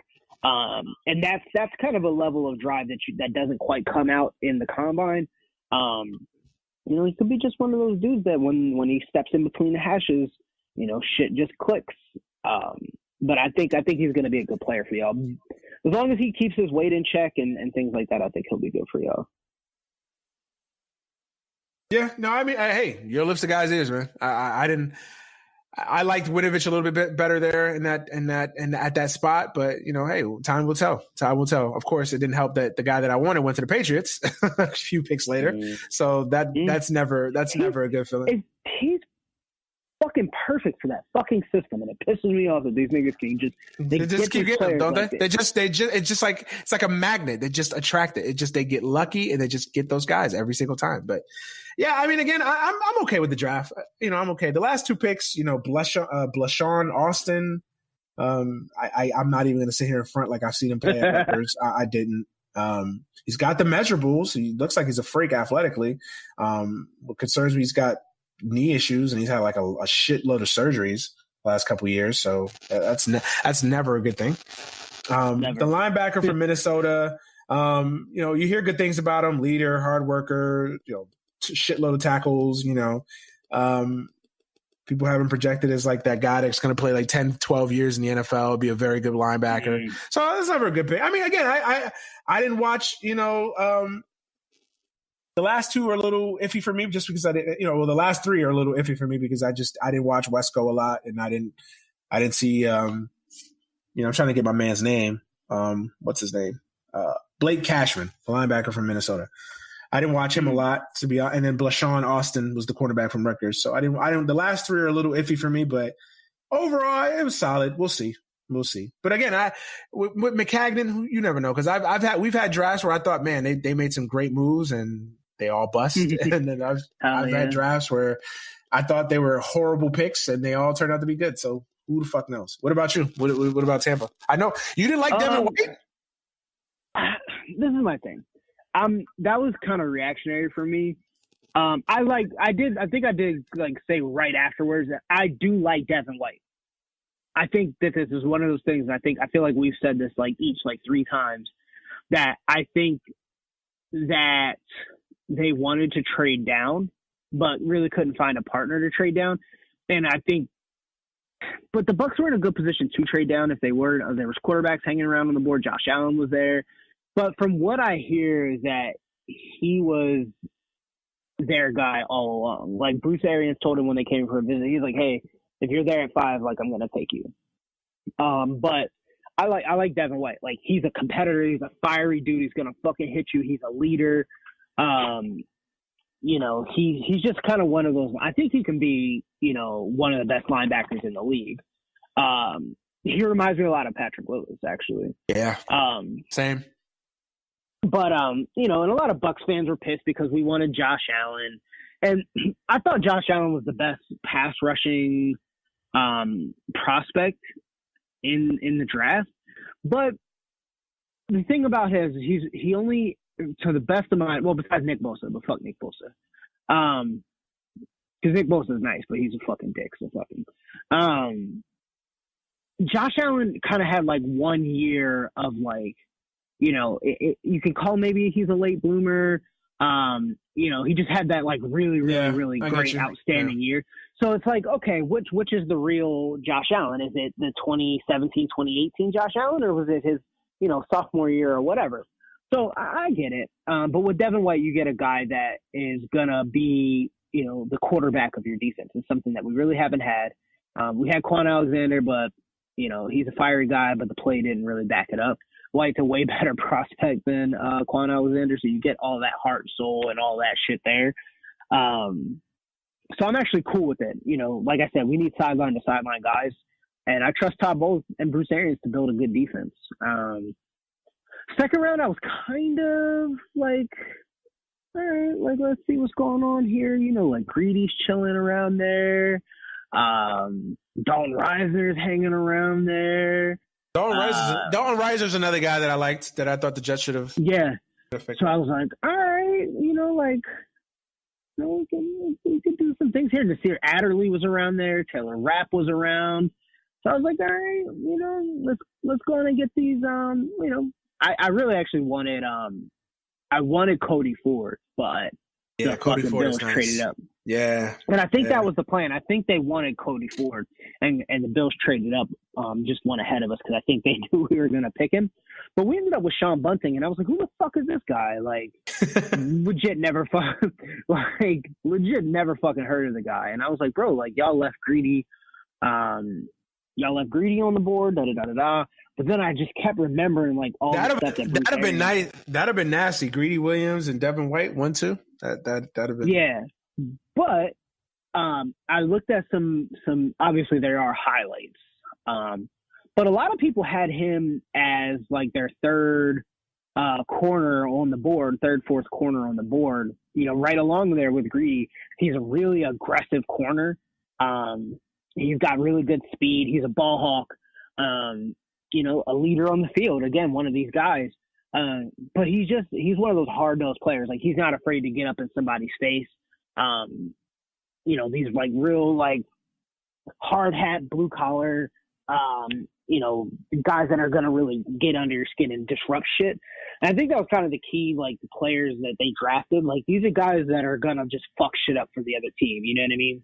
And I don't quite know that Greedy Williams is that type of guy, even though he's probably an elite talent. But just looking at the stuff that he's able to do, bunting and things like that, and I read a couple of draft reports, and just he's got elite measurables, man. Like, he ran like a 4.4, big vertical, you know, all of that shit. You know, just an athletic freak with really good ball skills. So I was like, all right, cool. You know, a lot of Bucs fans again pissed off. They'd never heard of the guy, but we have terrible fans, so like it's not even surprising. They're all fucking stupid. And then I really like the Mike Edwards pick. I like the Mike Edwards pick. Yeah, I love that pick. Solid pick. I'm telling you, man, like I can't tell you guys how many times I watched the Bucs last year, and the defensive line will get to the quarterback. Like, you know, there's a window where the quarterback either has too much time or you play in a division with three great quarterbacks and they figure out a way to get the ball loose. Like, the defensive line is going to do what they're going to do, but our corners can't make a play in the air, can't bat the pass down, can't find the ball in the air, can't pick the ball off. Like, what do you do? Like, yeah, we needed offensive line help, but I was surprised when we traded back in round 3 and we got Jamel Dean, who, again, I'd never heard of, but again, athletic freak, fiery guy, good ball skills, ran like a 4.3 or something like that. I think he had a couple of injuries, which kind of like worries me, especially with an athlete. Yeah. But he's just one of those guys that find their way to the ball, whether it's in the air, forcing fumbles. I think he played a little bit in the slot at Auburn, so he can get to the quarterback. Just overall aggressive guys. And then we got Mike Edwards. They call him the Honey Badger. And he's a good tackler, never missed a game, team captain. Like, these are all guys, like, when you transform a defense, these are the type of guys that you need. Like, so many years Bucs fans have been calling our defense soft with Gerald McCoy and, Levante David, who I think is a really great corner or great linebacker. We have Brent Grimes for so long. Like, those days are over now, but people are still bitching. And I really like the overhaul of the secondary. Like, we don't know what we have in Carlton Davis. MJ Stewart might be moving to safety because he's fucking slow. He should never have been picked in the second round last year. Justin Evans was banged up with a toe injury. Toe injury can ruin your career, as Deion Sanders. And then in the fifth round, we got Anthony Nelson, defensive end from Iowa. Again, another, hard-nosed, nasty guy. He's a big dude. He's like 6'7". Team captain, just one of those, like, tenacious guys. So with our hybrid defense, we're going to be doing a little 3-4-4-3. He can play on the edge. He can play, in both the 3-4 and the 4-3. So I think he's a versatile guy. I don't know a whole lot about him, but I definitely like the pick. Just a strong dude.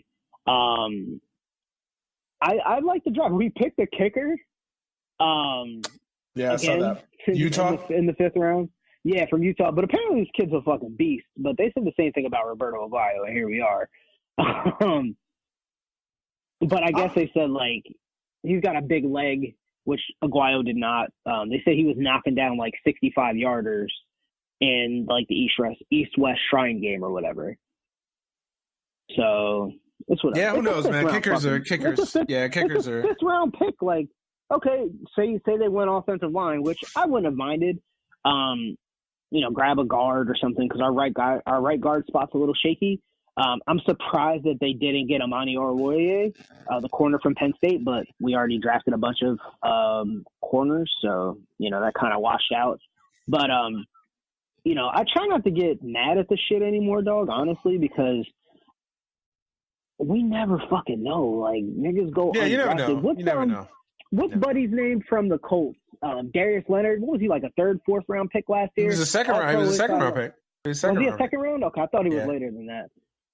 But from a small school, like, went to, like, South Carolina State, so you never know. We got, like, a speedy wide receiver from Bowling Green in, like, the sixth round, just, like, fast guy. He's going to replace Adam Humphries. And then I think in the seventh round, we got Scott Miller. Like, Scott Miller was the wide receiver. Scott Miller, wide receiver. Yeah, Scott Miller. Yep. Yeah, I saw a couple of his again, they're highlights, but fucking fast kid, man.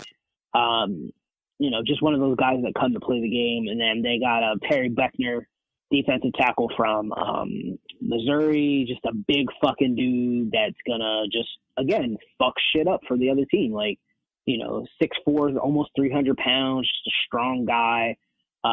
Probably going to be a little bit of nose tackle, a little bit of three technique, maybe, just depending on what kind of system they roll out. But I think he's got a good chance to make the team. And then we made some really good picks on the undrafted free agent wire, too. We got a guard from South Carolina. We got a running back and another wide receiver. So, we're just filling in spaces. We had the worst defense in the league last year. Our front seven looks okay with Devin White, kind of transforms the linebacking unit. We got Shaq Barrett from Denver. Just a lot of fans. I think really the thing is that people, and I'm sure you see this too with Jets fans, is that you get your heart set on, like, a certain player. And then when your team doesn't do it, you get so mad and you justify, like, how dumb your GM is because they didn't go your way. And it's just like, there's so many players that, like, I thought were going to be really fucking good that I wanted my team to draft. And it just didn't work. Noah Spence, 2 years ago, man. I thought Noah Spence was going to be a pro bowler. I thought Noah Spence was going to be a beast too. I texted you. I was like, this dude's a monster. He's shown flashes. Maybe Todd Bowles and them believe in him. Maybe he should be an outside linebacker. He's an edge rusher. He's not a hand in the dirt defensive end. He's too light in the ass. I thought there were a lot of guys that were going to be good that just, weren't. I thought Ronnie Stanley, he's okay. But it happens, man. It's no science to this. I thought Carl Joseph was going to be a beast. I wanted the Bucs to draft him so bad. He was a bum. I thought Keanu Neal was going to be a scrub. And he's a fucking Pro Bowler. He's one of the best safeties in the league. Yep. Yeah, I mean, it happens, man. I mean, as a Jet fan, I can't tell you how many times I've wanted my team to draft somebody in there. It's just like, and now I look back like, oh, shit, what was I thinking? Like, oh, God, thank God. I was wilding. I was something. Nah, man, but I mean, it happens. I mean, there's no exact science to this. I mean, you see, that's why I'm always hesitant to kill teams unless it's just something so egregious. Daniel Jones at 6.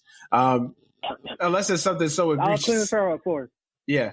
Something so egregious, but it's hard. It's hard to kill these teams. Like, you don't fucking know. Like, all we know, we don't have access to all the film that they do, the interviews that they have, the private workouts. Like, yep, the dialogue with the scouts and stuff. So yeah, we don't have how they might interact with the people on the team. Like, you got to make a fit. Like, there's so much about being like, if we compare this to a job, they're hiring you for your skill, but they're also hiring you like as a part of the team. Like, you got to fit in with that culture. Yeah. Yeah. You got to bring something to the table that meshes well with the others, and you have to get along with people. And I get it. A perfect fit. That's absolutely. I gotta send you like screenshots of the Bucks fans just like, fuck Jason Light. I can imagine it, man. I mean, they're frustrated. I mean, I get it. They're frustrated. We've sucked for a decade, so I get it. Were you surprised? Were you surprised that they didn't even consider a quarterback? Maybe not first or second, but like somewhere in the mix. I think we got an undrafted quarterback. I think this year, they're going to leave Jameis alone. You already know my thoughts on that. I think they're going to leave him alone. I think he's going to be okay. You will agree that this is the year, though. This is it. Like, it's make or break now. No more excuses. No more this. No more that. Like, this is the year now that Jameis Winston comes out there and says and establishes himself as. I'm not saying he has to be Tom Brady. I'm just saying, can I see Jameis Winston go out there, stay out of trouble, keep his nose clean, and go out there, have a productive, good season? Is that too much to ask? I mean, if he doesn't fucking touch the Uber driver, he would have had a good year last year, save for that really bad game. He had one really, really bad game. Is it too much to ask that I expect a year of 25 touchdowns, 7 to 10 interceptions, 3,000 yards? I don't know about. But you know what I mean. Okay. So anywhere from 7 to 14ish interceptions. Yeah, it'll be. Yeah, I think we'll see probably around 28, 12, 13, somewhere around there. He'll probably pass for another 4K. I'm glad you're coming around to this. I'm glad you're finally seeing it. Like, okay, this is the year now. This is finally where we got to start. I said that last year should have been the year, but they're going to bring him back anyway because what choice do they have? You pick up the player option, you salvage a year, you say, okay, what can we do next year? Then you bring that year to the negotiating table. You said, okay, Jameis, you didn't have the year that we thought you did. Oh, hey, you touched another fucking woman. You threw 5 picks in a game. We had to bench you. This is what, the contract is looking like, and the quarterbacks are going to handcuff the players, or the quarterbacks are going to handcuff teams regardless. So it's kind of a moot point anyway, because this is the league that pays for mediocrity if you're a quarterback. Let's face it. But I think that this is absolutely put up or shut up year. So obviously it's the last year of his deal. So even if it's an issue of whether we like Jameis or we don't like him, he has no choice but to do something because he's playing for the rest of his career. So I agree. With that being said, I think he looked good down the stretch last year with Dirk Cutter's, basically knowing he was going to get fired since week 10. So, I think we have an offensive coach that actually believes in him. Dirk Cutter didn't really believe in Jameis to begin with, and that's huge. And we got offensive play. We have an offensive coach. We got a guy that plays to the strength. If we can get a decent running game, I think we'll be okay. It's tough playing in that division, but I think Jameis will be okay. But this is definitely put up or shut up time for him. But I they were going to go 7th round, 6th round, get that quarterback from Buffalo, Tyree Jackson, I think is his name. Yeah. Or the kid from NC State at some point. But I'm not really. They got Blaine Gabbert there to fucking beat the backup. Oh boy. So. Yeah, no, I mean, I get it. He's no Fitz magic, but you want to try and reduce. You got to play a funny game though, because you want to let him know that, hey, bro, like we can't do this anymore. But you also don't want to be too heavy-handed. You fuck up his confidence, and then quarterbacks are funny like that. They're like pitchers, man. Like you have to walk the thin line with these guys. Yeah, no, I get it. Look, it makes financial sense. You're right. It does make financial sense. I'm just saying that this is the year now. No more excuses. I'm not trying to hear it anymore. Like, go out there, play a productive quarterback, and that goes for Mariota as well, because I think Mariota's gotten off scotch free in his critique. And Mariota hasn't been that. Now Mariota's issues mostly been health. He just can't stay healthy. But even Mariota, it's about time Mariota now. Jameis over Mariota right now. I take Mariota. And it's crazy to think about it, because I hated Mariota coming out of college, and I still think Mariota's a better quarterback, a better pro quarterback than Winston. Me personally, we're gonna have to agree to disagree on that. We'll disagree. But anyways, we're not even gonna get into that. Wrapping up the draft talk, though, what team do you think, outside of your own team, what team do you really feel like you like what they did? Two teams, the Patriots we talked about. I think they got 3 really good pieces. I think they just really did a good job of drafting for value. They got some guys that they, lost Trey Flowers, so they could use another pass rush guy. They got that in Chase Winovich. They haven't had a receiver, Moss really, so they got Henry. I think they had a really good draft, and the Eagles had a really good draft too. They had a good draft. Out to me, they solidified, their offensive line a little bit with Dillard. They got Miles Sanders, I think. Miles Sanders, the running back from Penn State. Yeah, running back from Penn State, good running back. That really shores up their kind of. I love Arcega White. I love Arcega Whiteside, the wide receiver from Stanford. I love that guy. I haven't really heard. I haven't heard of him much, but I heard he's really good. He's a beast. Yeah. Sharif Miller, the DN from Penn State, he's also pretty good as well. Yep. Yeah, I think they had a good draft. Both teams. The Colts had a good draft too. I think their first 2 rounds. Yeah, the Colts. I think you're welcome. By the way, Colts, you're welcome. You got a shitload of picks from us, so you're welcome. Yeah. But it's worth it. Hey, we got Darnold, so it's worth it. Yeah, the Colts. Their first pick. I like Rock Ya-Sin a lot. So I think he's going to add some more strength to that secondary that they need. They kind of fix the offensive side of the ball. They're building a hell of a defense too, low key. Mm-hmm. Yeah, there's a good piece. The Rams are okay. Jacksonville had a decent draft. Yeah. But I really think those 2 teams, and the Browns had a good draft too. Browns, they got really fucking lucky. They did. But I mean, part of it is luck though, bro. Absolutely. Part of this is luck, because it's an inexact science. I think the team that I think had the best draft, I really like what Washington did. I love Washington's draft. Yeah, Washington is up there too for me. I love Washington's draft. Obviously, we talked about Haskins. For them to get Haskins at 15, like that's a steal to me. Then trading back up into the first round to get Montez Sweat at 26, that's a steal. Mm-hmm. I love that pick. They got McLaurin, the wide receiver from Ohio State. I'm not that. I think the 2 picks that they made in the 4th round, I love the 2 picks that they made in the 4th round. Bryce Love with the 112th overall. I'm telling y'all right now, if Bryce Love did not fuck his knee up, Bryce Love would have been a 1st round pick. I love Bryce Love. I think that Bryce Love should have come out last year. Yeah. That's what happens sometimes. You gamble with this shit, and sometimes it benefits. Look at Josh Allen. Josh Allen, had he come out last year, Josh Allen probably would have been a mid-round pick. He came out this year. He's a top 8, top 10 pick. You know what I mean? Yeah. So it works both ways. Sometimes it works both ways. Bryce Love just happened to get hurt by that. So, but I think it's funny. Just a small caveat about that. All the running backs, on the Redskins all have ACL history. Yeah. I was about to talk about that because a lot of people were like, I don't know about that. How many running backs they go draft, blah, blah, blah. And I get it. I understand. But you got to think about it. Peterson's not getting any younger. They still don't have Geis back. Apparently he's coming back slowly from the ACL. And then of course now they still have P. Ryan. They have I think they still have Thompson, the kid from Florida State. think they do. I'm not sure, but their running back, their running back crew is big. Yeah. But I love Bryce Love. I think Bryce Love is a steal in the fourth round. I also like the center.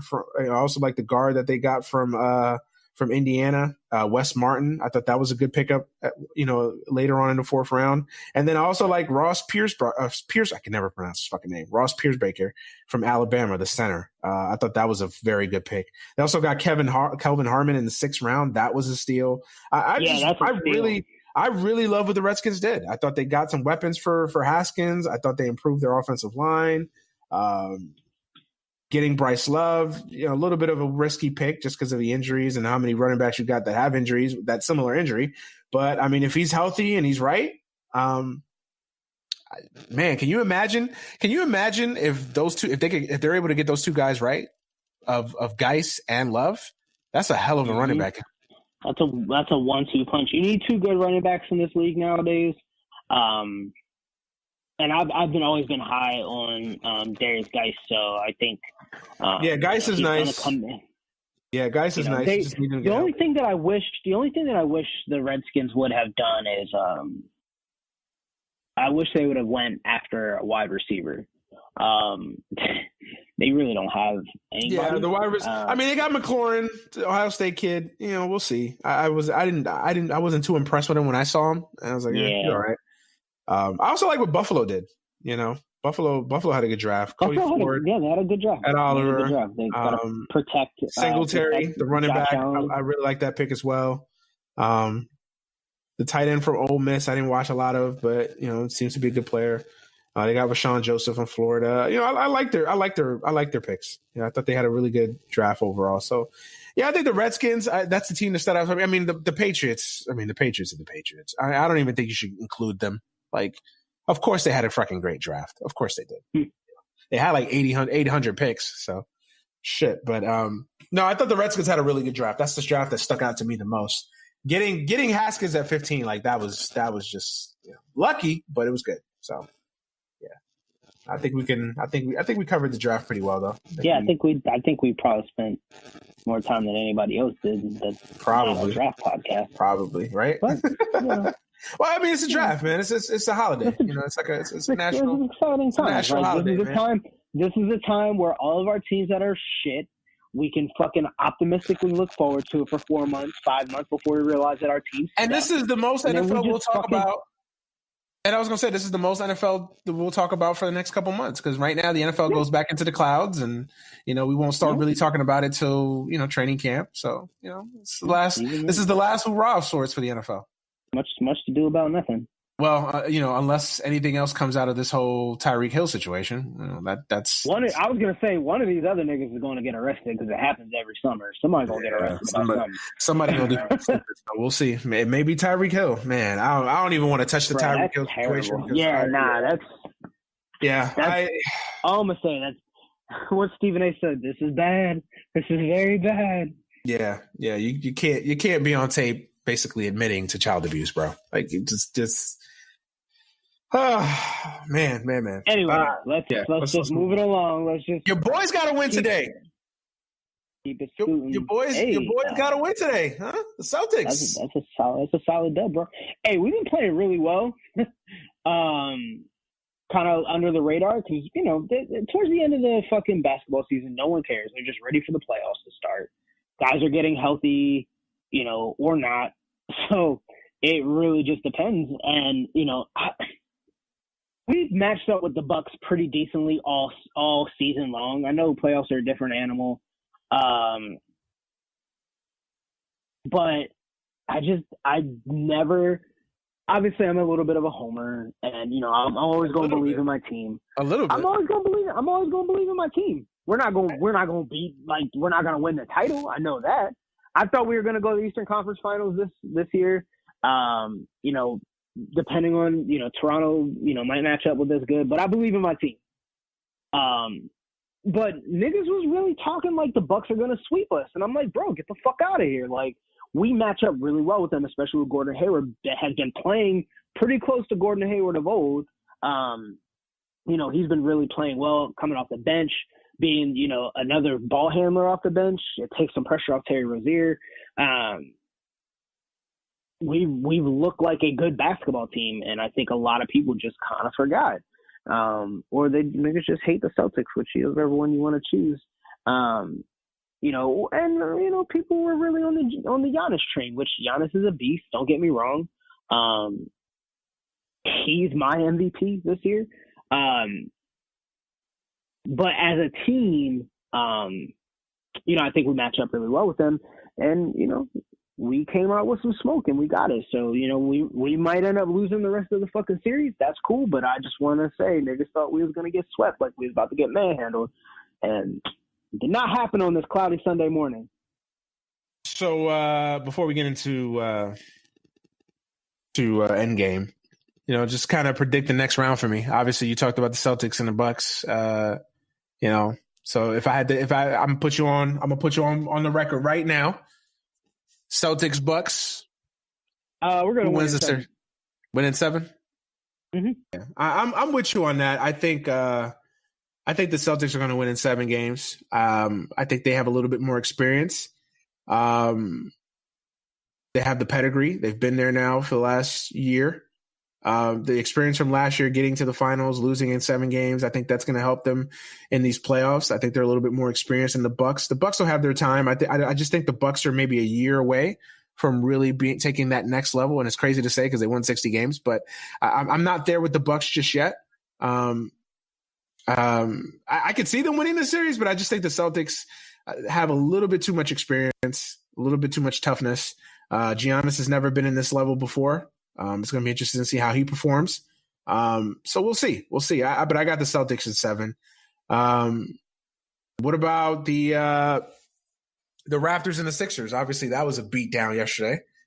Did that surprise you, or did you kind of that go? Not really. I've never been high on the Sixers. They're frauds every time they step into the playoffs. Yeah, well, they're a top-heavy team. They have a lot. They have that great starting 5.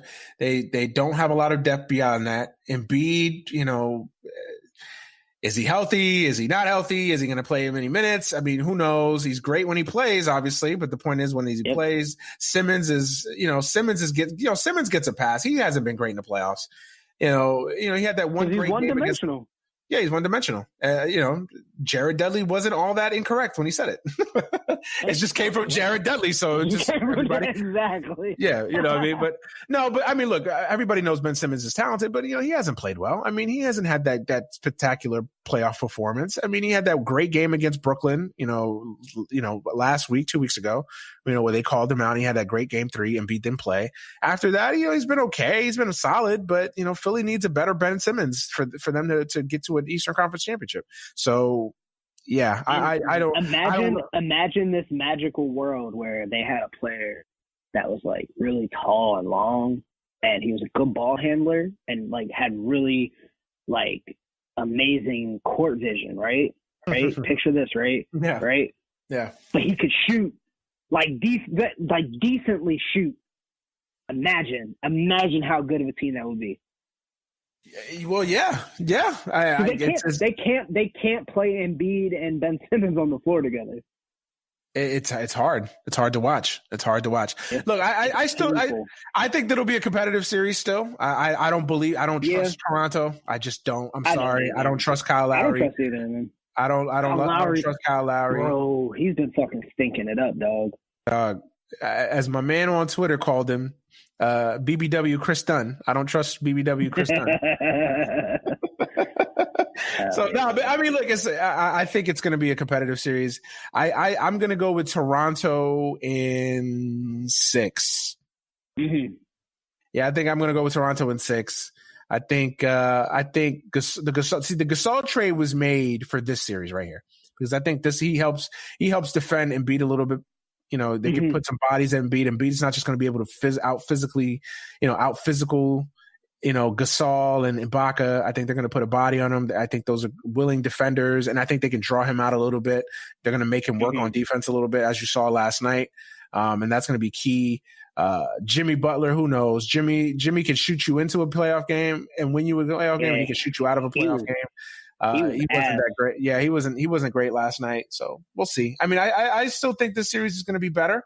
But I think Toronto's going to win. I just think Toronto's a little bit of a better team right now. They're a better team. Philly's more talented, but Toronto's a better team. So I'm going to go with Toronto. Yeah, I think that's fair to say. But I will say this though. I will say this. I would not be shocked if Philly won this series in 6. I would not be shocked if Philly swept the next few games. Like that's just how Toronto is. Like Toronto's a fucking kamikaze. Like you don't know what to expect with them. Like you just don't. They're an enigma. I swear to God, I don't know how to read that team sometimes. Toronto is just, I don't trust them. I know they're a little bit of a different team this year than they've been in the last couple of years, i.e. they don't have DeRozan, but I still think, I don't trust Lowry. Nick Nurse is still a young coach first time in this situation. But they should win this series because I think they're the better team. And then I agree. Let's go to the West. We don't even have to talk about last night's Game 7 between that Snorefest, that game that set basketball back 25 years. Portland and Denver. Who you got in that series? It's hard to tell, man. I think Dame's playing on a whole other level. Denver's just a weird team. I haven't really watched Denver play much this year, and I don't watch a lot of West Coast games because by the time these fucking games starts, I'm ready for bed, dog. I feel you, but man. I think Portland right now, they're just, I think they're playing better basketball. I don't trust Denver much. I like Jokic. But I don't know. Portland just seems like they've got the hot hand right now. I think Portland's going to end up. This is Dame Lillard's playoffs. He's coming out. This has been his coming out party. I think the rest of the country now is going to find like, oh shit, does Damian Lillard's actually good? Like, yeah, he's good. Yeah, he heard everybody talking shit last year. So that too. No, I just think Portland's a better team right now. Denver's young. I think, and plus I think a lot of Denver, I think they did what they had to do. They won the playoff series that they needed to win. I think everybody would have been killing them had they lost to the Spurs. I think they got a happy to be there kind of vibe now. I think they did what they were supposed to do. I'm going to go with Portland in 4. I think this is a 4-game sweep. Oh, yeah. I'm going to go with it. I think Portland's better. I think they're a little bit more experienced. I don't trust the Nuggets. I didn't love what I saw from the Nuggets last night. The Spurs played an absolutely horrific game, and that still came down to a 1-possession game. I mean, that's how bad that's how bad I thought the Nuggets didn't play well, and I thought the Spurs didn't play well as well. So I'm not that impressed with the Nuggets. I think they're right for the picking, and I think Portland's going to get them. So I think it's going to be at most a 5-game series, but I can see it being a sweep. Okay. And then, of course, the rematch of the Western Conference Finals last year, Rockets, Warriors. Who you got? Number one, I think it's bullshit that we're not going to see these guys play in the Western Conference Finals. Yeah. Honestly, this series could, but that's just the way the seedings went. I honestly think it could go either way. The Warriors have looked like the Warriors at times, but there's times they don't quite look like the Warriors. I think the Boogie injury is a little bit bigger than people are going to admit. But I mean, fucking KD was fucking cooking the other day, so I really don't know. Like, it's tough to say. If KD goes into that zone and they get, some good contributions out of Steph, Steph hasn't been exactly the biggest playoff performer, which is really weird considering like the rest of his legacy. And then whatever they get out of Clay, and the rest of the guys, if Iggy can show up, if Bogut contributes positively in some way, but I think ultimately, the Warriors are going to go. I don't trust James Harden in the playoffs at all still, because as soon as the refs stop giving him those calls, he just completely deflates. Also, fuck his game. Like, it pisses me off. He's too good to play like that. And it just really aggravates me watching him play. He's one of the worst players, like one of the worst best players I've ever watched, if that makes sense. It makes sense. He's too good to play the way that he does. Like, he's really almost like he plays good. lazy. Yeah. Like, bro, like, you can get your shot whenever you want, but you're jumping into niggas, flopping, acting like you got hit in the throat, just Yeah. No, I feel you. Why? I feel you completely. Just why? But that's also the reason that I just don't think that, the playoffs are a whole other animal.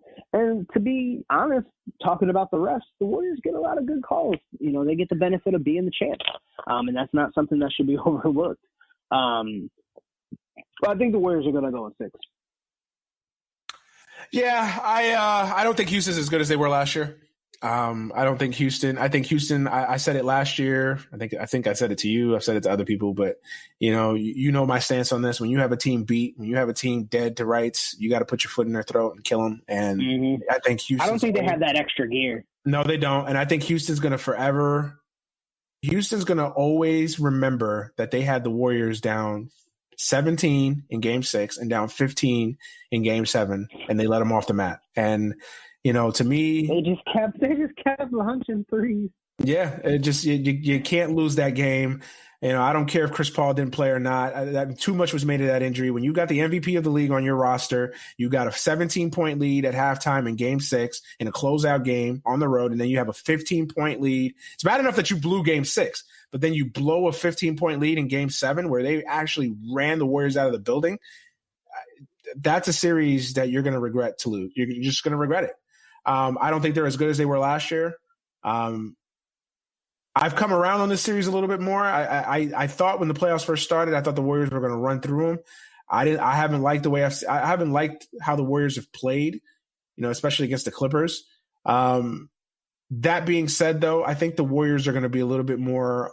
Their antennas are going to be up for this series more than I think the Clippers. I think they knew they were going to. I think they were just lounging against the Clippers, and that's what happened. I think mostly. And give the Clippers credit. They didn't lay down. They fought. They made a series that should have been a 4-game sweep into a somewhat respectable series. So give them credit.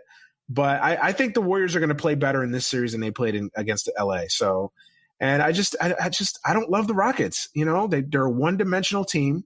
When James is when those shots are falling, they're great. They're unstoppable. But when they go through those dry spells, they have no other way to beat you. And yeah, and everybody always says I don't trust James Harden, and yes, I don't trust James Harden. I don't trust Chris Paul in the playoffs. Let's be real here. Let's be real. I don't trust Chris Paul in the playoffs. So the series could go either way in the sense that I think this could be a 7-game series. I think this could be a 5-game series. I think it could be a 4-game series. I think it could be either way. I am going to go with Warriors in 5. Okay. I'm going to go with Warriors in 5. Okay. I think it'll be a close 5-game series, but I think the Warriors will. I think the Warriors. I don't think you'll see the Warriors fuck around in this series like you saw them against LA. I really don't. I think the Warriors are going to come out. They know that they have a home court advantage. I think they're not going to give Houston any opportunity to believe that they're going to beat them. I think the Warriors and low key, like everybody brings up, like, oh, last year, Houston should have beat them if they had Chris Paul. They forget that Andre Iguodala, and I know comparing Andre Iguodala to Chris Paul, I know it, I get it, I understand it, but Andre Iguodala is very important to that team, and he didn't play the last 3 games of that series, and that hurt them. And also, the Warriors blew 3 games in that series that they easily could have won. They blew that Game 4, they blew Game 5. Like that series should have been over. I mean, if the lowest of keys, like if we really being accurate, the Warriors blew 3 games in that series last year. Everybody wants to talk about how the Rockets should have won and had they had Chris Paul and blah blah blah blah blah. They blew Game 4. They completely blew Game 4. Now you want to sit there and give the Rockets credit for winning and being tough? Okay, fine. They blew Game 4. They blew Game 5. Like, yeah. So I just think, to me, I wouldn't be surprised if it goes 7 games, but I just think the Warriors are going to win in 5. That's just my pick there. Okay. Of course, watch the Rockets win in 4, but my luck, right? But no, I just think the Warriors are going to be more focused in this series, and I just think that I don't think the Rockets are as good as they were last year. I feel like windows have been kind of closing a little bit faster for some of these NBA teams. And honestly, when you brought up Chris Paul, he's a year older. And he's Jekyll and Hyde in the playoffs. This is the year for them. If they don't get it done this year, If not now, when? Chris Paul is getting older. You know, I mean, to me, this current iteration of the Rockets, if they don't get it done this year, when? Mm-hmm. So that's a lot of pressure on the Rockets. So I don't know. To me, there's still too much of a one-dimensional team. That's what I don't love about that team. So, you know, everybody thinks that the Warriors are one-dimensional, but the Warriors have other ways they can beat you. You know, when their jumpers are not falling, they could give KD, you know, they can run an isolation play for KD and let him just go off. You know what I mean? Yeah, he can get to the bucket whenever he wants to. Exactly. The Rockets don't have that. No, the only person, I mean, James Harden should be that. James Harden should be that, but he hasn't played like that. We know that. So yeah, I just don't. I don't think the Rockets are good enough. I just don't. Yeah, that's fair. So we got an Eastern Conference. So if our record is correct, we've got a Toronto-Boston Eastern Conference final, and we have a Golden State-Portland Eastern Conference final. That'd be good. I think that'd be pretty entertaining. I think it's a good conference final. I think from a television standpoint, from a sex appeal standpoint, I think most people will want Boston, Philly. But yeah, I actually think Toronto-Boston is a better series. We own the Sixers in the playoffs.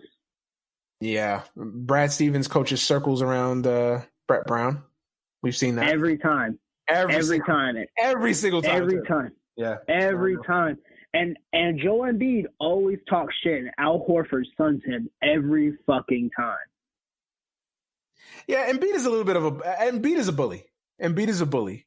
He dominates guys that he should and give him credit for, but when he runs up against guys that are respectable, that have a little bit of game to them, that have a little physicality to them, you notice Embiid isn't as effective. Mm-hmm. Al Horford's that. I think Gasol has the chance to be that. I just Philly's disappointing because they should be so much better than they are. And I don't even think it's all Brett Brown's fault. Like I think he's made the scapegoat. Obviously, he's the coach, but I think that team has more issues than I think that go beyond Brett Brown. That's just me. I think they need a real point guard, but that's just me. That's part of it. That's part of it. But I mean, they did, but that's a whole other. Yeah, that's a whole nother situation right there. Yeah, man. Let's get to the main event of the show. Yeah. Hey, if you've had a good time listening to us, man, and you don't want Endgame spoiled for you, please check out. As always, thank you for listening. Thank you for subscribing to the podcast. There is no podcast without you guys. So, as always, appreciate you guys listening each and every week. If you don't want to listen beyond this point, just go ahead and check out. If you want to come back to listen to us after you watch the movie, great. That's always awesome too. Definitely.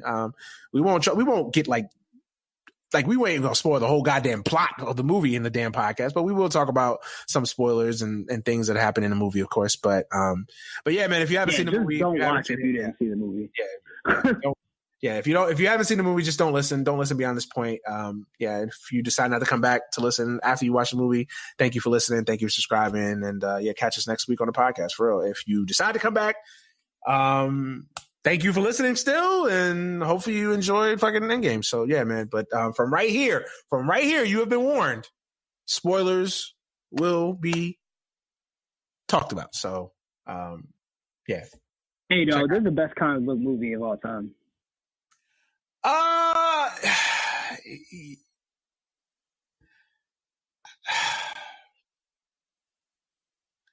I still lean Dark Knight.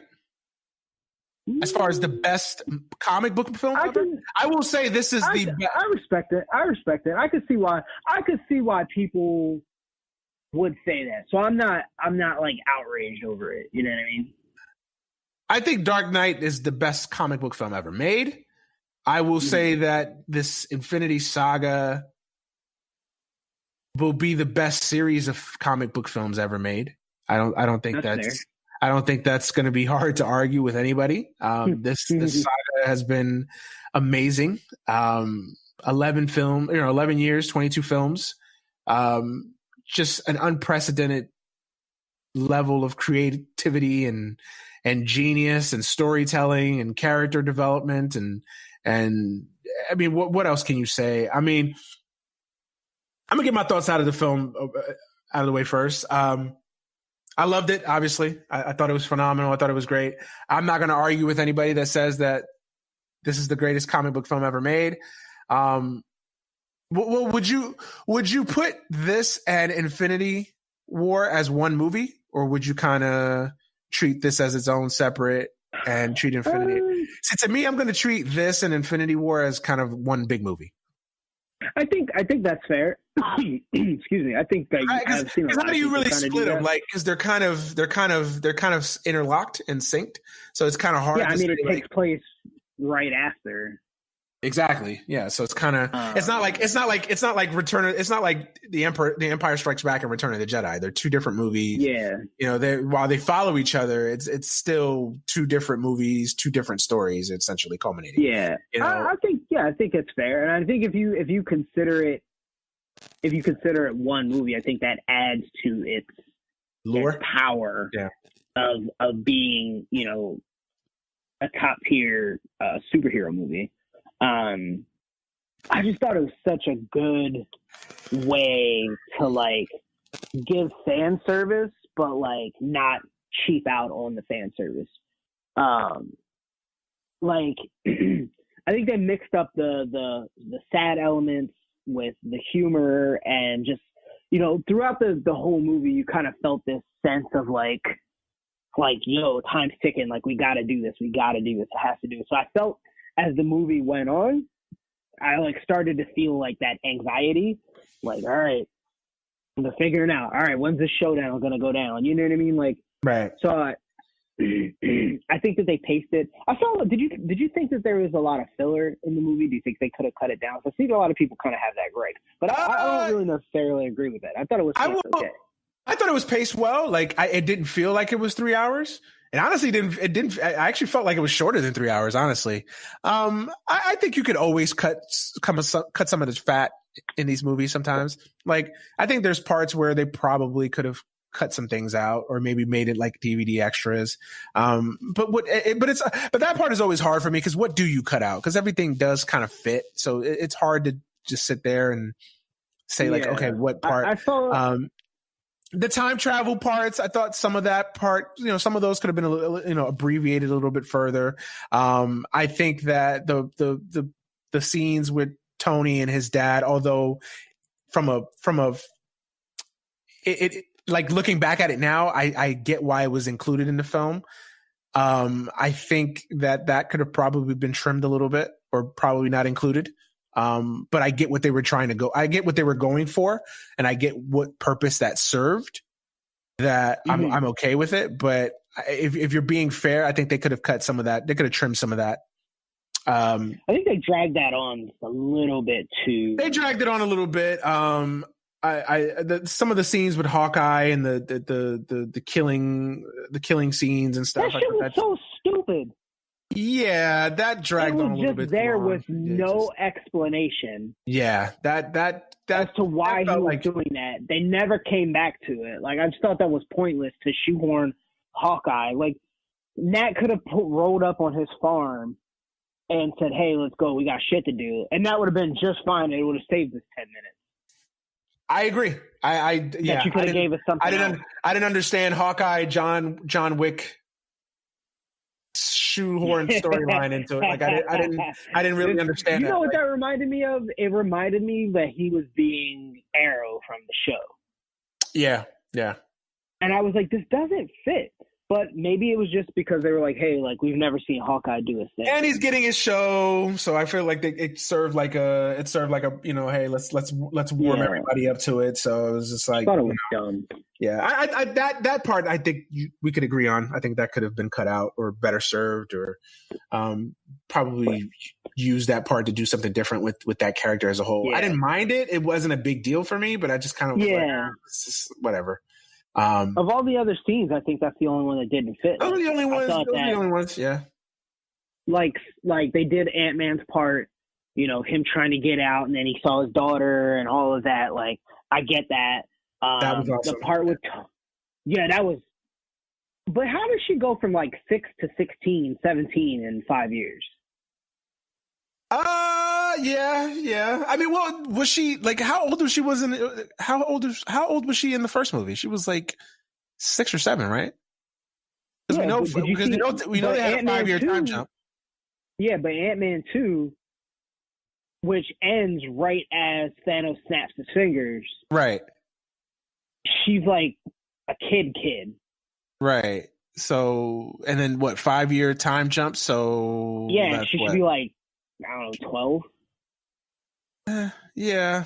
I don't know. That was just a little thing. I'm not going to complain about it. Yeah. Certainly won't be the first film. It certainly won't be the first film ever that's flubs with time. It's a movie with a talking raccoon. Like, I'm not going to be upset about it. Yeah, it's like, it's like at some point you got to give it something, right? Yeah, I'm like, all right, whatever. It was just like a little thought, but I thought that was really well done. They drug out the scene where they get the PIM particles. I felt they dragged that out a little too far. Yeah, it was kind of like a plot device so that Cap could see his woman, doing her thing successfully. See, I don't mind that part. I don't mind it because obviously of the ending and it's foreshadowing. The dual stories that they were trying to tell, and I think it was like, looking back at it now, I get why they did it, and I don't have a problem with it. Yeah. But I do agree with you that it did kind of a lot of the time travel stuff going back. Although it was fun to go back to New York from a different angle, and it was fun to go back to these different scenes. Like, they kind of did run long. I did feel like they could have trimmed a couple minutes off those scenes a little bit, not kind of sit and linger on them for as long as they did. But overall, I mean, I thought the pacing was really good. It didn't feel like 3 hours. I was actually surprised because I thought I was going to feel like it was 3 hours. And I thought I was going to come on the podcast saying like, man, they could have cut a lot of things out, but it really didn't feel like that. I thought it breezed by. I thought the story was compelling. So how did you feel about how they killed Thanos in basically the first 20 minutes, essentially? That shit was so funny. They pulled up on my man when he was making chili and just started busting his ass. Busting his ass, yeah. Because a lot of people had a problem with that. Like, a lot of people were like my man was was in the crib trying to fry up some plantains, and yes, because Thanos is Dominican, if you guys haven't realized it. Thanos was making a plátano, and they fucking pulled up on him. But I thought it was a kind of a cool callback to Star-Lord fucking everything up in Infinity War. Yeah. With Thor just kind of making that rash decision. Yeah. So I kind of get that, and I thought it was cool. I knew at some point that's when the movie tipped its hand a little bit, not necessarily in a bad way, that there was something else was going to happen that maybe involved Thanos. I knew ultimately he's still the main villain, but I think they flashed it out in a really good way where they're like, yo, we killed Thanos. We can go back in time, unfuck everything, and then boom, boom, boom. But I was you still got Thanos anyway, so it wasn't like And so when they started showing like how Thanos smart as fuck, he was like, hold up, dog, something's going on here, and he started putting 2 and 2 together, and I knew something was going down when at the end where my man just sent Gamora and Nebula to go find the gauntlet, and my man took his hat off and sat down like he just came home from a hard day at work. I was like, yeah, dog, some shit about to hit the fan. So I thought that it served a means to an end.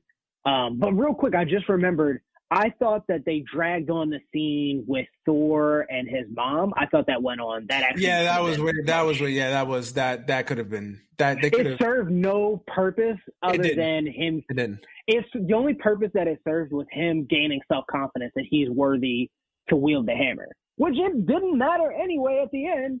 Yeah, exactly, right? When that happened on the battle scene, nigga, my theater erupted like everybody. Yeah, absolutely. Everybody erupted. When Stone Cold was coming out of the fucking entrance. Like, absolutely. My theater had a serious pop. Yeah, everybody popped. When that popped. But I thought the Thor scene, that was kind of pointless. I get it. Like, I get the plot device of it so that he remembers that he's worthy of carrying the hammer. So I get it. I thought that kind of went on a little too Yeah, long. that did go. That went on way too long. Did you peep the Big Lebowski references though? Yeah, I did. I peeped it. That shit was so cool. funny. And then I was dying of the part where he in his apartment and he's like, so they're being mean to me on the game again, and he's like, he said the kid called him a dickhead again. I started dying. That shit was it was completely pointless, but it was so funny because that's what made Ragnarok so good was Korg. And so I really like that part of the movie. Yeah, man, when shit really started hitting the fan, with Nebula, I was like, bro, like, I'm not gonna front. The wind came out of my sails. Like, I'm not gonna front. We'll save that. I kind of want to just talk about the overall movie as a whole first, and then we'll get into obviously the big stuff at the end. But like you said, you asked me about the pacing of the film. I thought the pacing was fine. I didn't feel like it. I agree with you. Some parts could have gotten trimmed up. I thought the Thor part with his mom, I thought that could have been left out. It served no purpose, like you said. If anything, if you had to keep it in a movie, definitely trim that shit. Like it didn't need to go as long as it went overly too long. Other than that, everything else flowed. I like the jokes, and Marvel's so great at balancing moments of levity and like moments of like tragedy, and especially for what we were going to get at the end of this movie. I felt like the moments of laughter and the funny parts were so well done because it didn't feel like it took away. Because a lot of times with like movies, and I hate, especially with comic book movies, it feels like they try to insert moments of laughter where they really shouldn't be. And it's like it takes away from the moment. It takes away from the movie. Like we're just going through this like battle, and then you insert this moment of laughter, and it kind of takes you out of the moment. But Marvel's so well at doing that, and so well of like, okay, we're gonna insert this little intermission where we're gonna laugh a little bit, but we're gonna get back to shit. Like, and it's so well done in how they do it. So I didn't have a problem with any of those scenes. I know I brought up the killing Thanos in the first 20 minutes. I know a lot of people had some problem. I talked to some people, online, and they had a problem with it.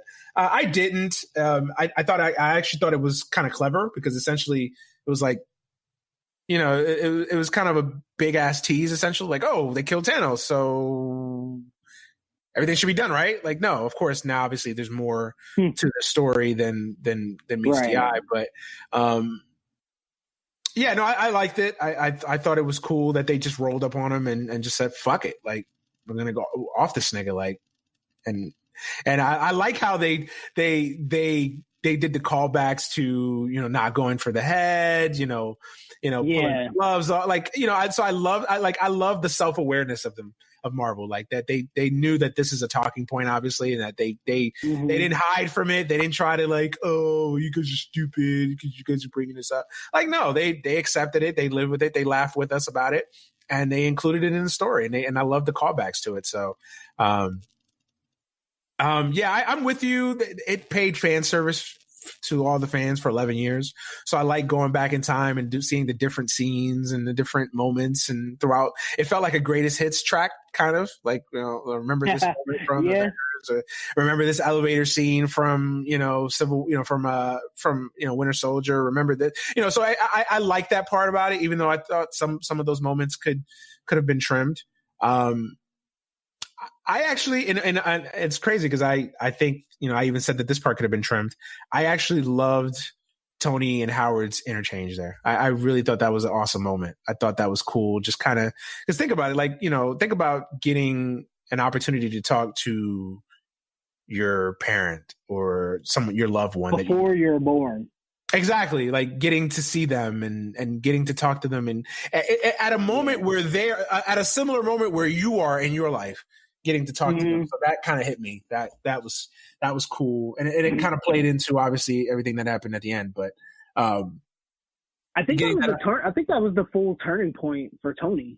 Yeah, I think so. I think that, and that's what it was meant to be. If that doesn't happen, I don't think this movie ends the way that it does. Absolutely. And the outcome doesn't happen the way that it does if he doesn't meet his dad. Yeah, absolutely. I think so. I agree with you, and I think that was the purpose of it. Yeah, I get it. Most of these scenes that kind of drag on a little long, like I'm not gonna beat it up too much, because I think it'd rather be done a little bit too heavy than not done good enough at all, or rushed through so that you don't get the like real impact and the implication that it has in the full movie. So that's why it was like kind of like a minor gripe, like. But this is the least that I've seen nerds complain about a movie, except for DC fans who still go out of their way to like shit on the Marvel movies, even though they've been way better than all the DC movies. Like I saw somebody complaining about time traveling earlier on Twitter, and I'm like, bro, like, where's the manual on time traveling? Like, how did I miss this? They explain it in the movie what happens. And like niggas, and they had attention to detail, and also they called it out in the movie that the plot is basically stealing from Back to the Future. They're stealing from Back to the Future. Yeah, exactly. So they were self-aware enough to know, like, that scene had me dying, dog. When fucking they were all in the little joint, and they were like, "No, that's not how time travel works." And he's like, "What are you basing this off?" And he's like, "Back to the Future, Time Cop." Like, every time movie ever made, like, they started naming all the movies. I was dying. That shit was so funny to me. Because, like, I'm a pop culture nerd. I love movie references and pop culture references. So anytime that it gets done in a movie that really doesn't have anything to do with that shit, it just makes it so good for me. So that scene was hilarious to me. Yeah, no, So I mean, I don't pay attention to the fucking I'm a DC nerd myself. I love DC. I think that our movies are a little bit unfairly skewered in comparison to Marvel. They suck. They suck. I mean, we've gotten better. We've gotten better. I think you would agree. Justice League. Wonder Woman, Wonder Woman was good. Wonder Woman, Aquaman, Shazam. I haven't seen Aquaman yet. We're trending upwards. Still got a long way to go. But we're trending upwards. Yeah, well, I mean, Marvel's mostly out of the way now, so it's your time. But yeah, like overall though, I thought I really really loved the film. So let's talk about it. Let's talk about the first, I guess, controversial moment. I guess the Black Widow scene in Vormir, her death. Obviously, having to get the Soul Stone, a soul for a soul. A soul for a soul. And you have Hawkeye and Black Widow. How did you feel about that? How did you think about the whole death scene with Black Widow? Did that hit you? I saw it coming. Not to say that I didn't feel anything when I did, but I when it was them getting there, I just kind of had a feeling that she was gonna do it.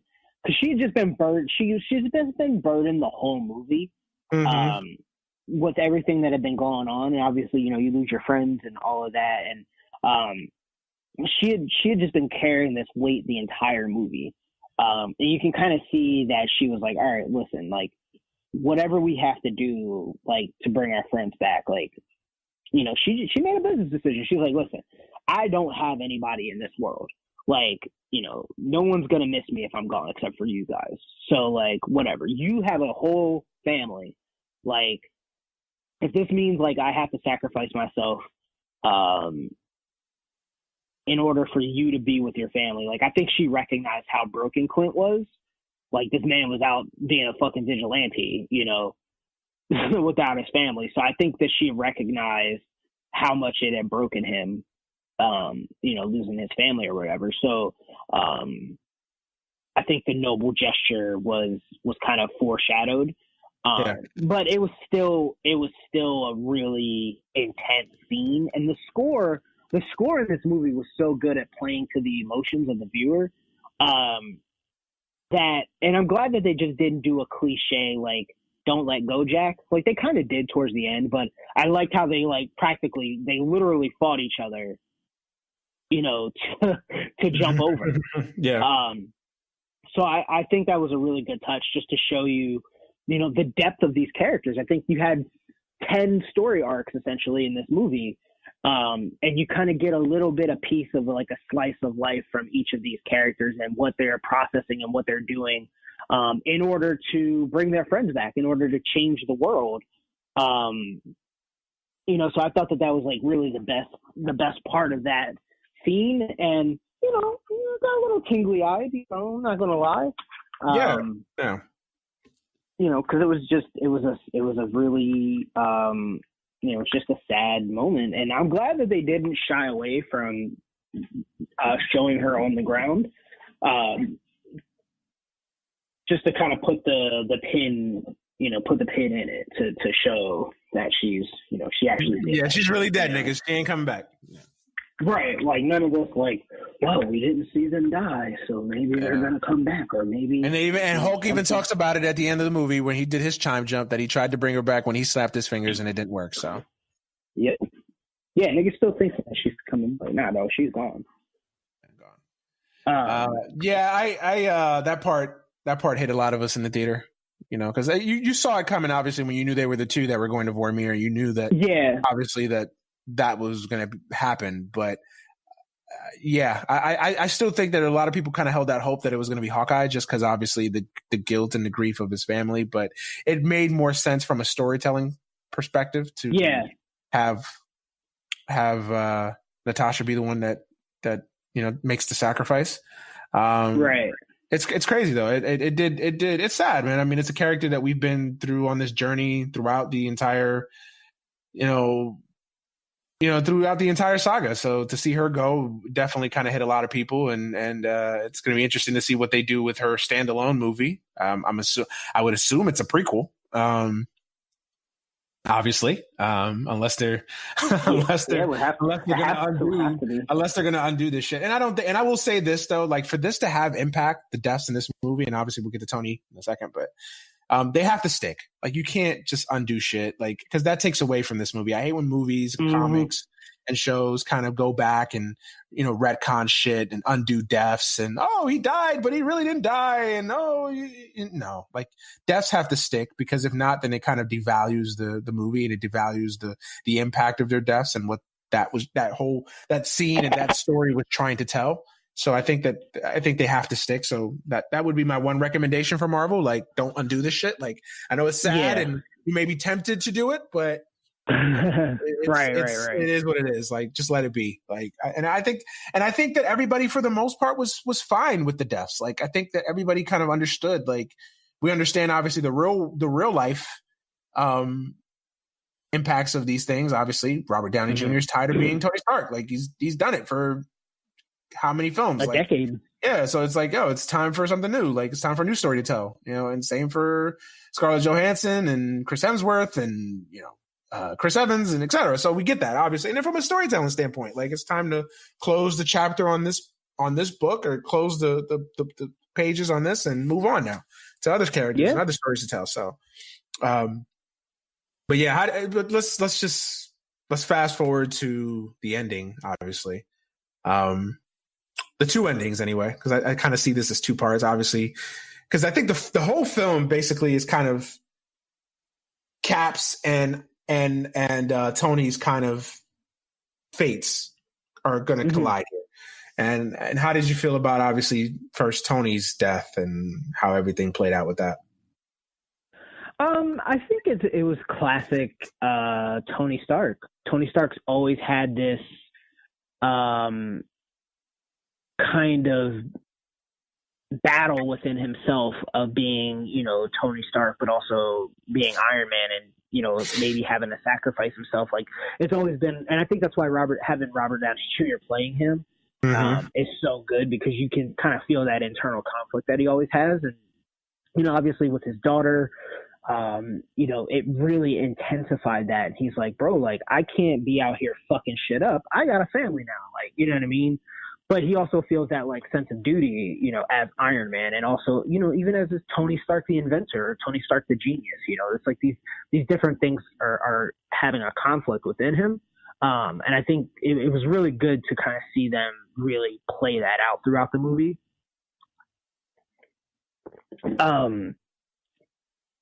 So kind of going on, you can kind of start to pick up the pieces that it was going to happen. Not to say that like it ruined it, because I definitely wasn't ready for it happening the way that it happened. I thought like he was gonna get washed fighting Thanos or something like that. Like I thought that that's what was gonna happen. Like it was just gonna be a 1-on-1 and Thanos was gonna wash his ass. So to see him do what he did, you know, kind of really saved the game there for everyone, you know, by putting on the gauntlet. That was, you know, it was something, you know, when the camera kind of zooms out and, you know, he says, "I am Iron Man," and just snaps his fingers. I was like, I just felt like someone had knocked the wind out of me. Yeah, man. Yeah, absolutely. But I thought they played it perfectly. I think it was the perfect culmination to his character. You know, I think it was just kind of the perfect way to tie it all in a knot. You know, and just let him do his thing. You know, he kind of sacrificed him. You know, he sacrificed himself for his family, basically, so that they can have a future and so everyone else can have one. So I thought that was, you know, tugged at the heartstrings a little bit. You know, especially at the end. That was, you know, the funeral and everything. You know, we could talk about that later, but you know, it was good. It wasn't. They didn't overdo it. They didn't make it like a super heroic death where he gets, you know, killed in a, you know, rain of gunfire or whatever. I think they did it perfectly. I think they did it about as perfect as you can kill off a main character. I think that, you know, it's always hard to do. But I think that they did a really good job doing it. Yeah, I'm with you again. Yeah, we're agreeing a lot on this shit. No, it was perfect. It was the way that I would have did it. I would have wrote it if had I been blessed with those writing chops, I would have written it that way. I mean, it was perfect. It was perfect the way they did it. I love right before it a few scenes, you know, the exchange with him and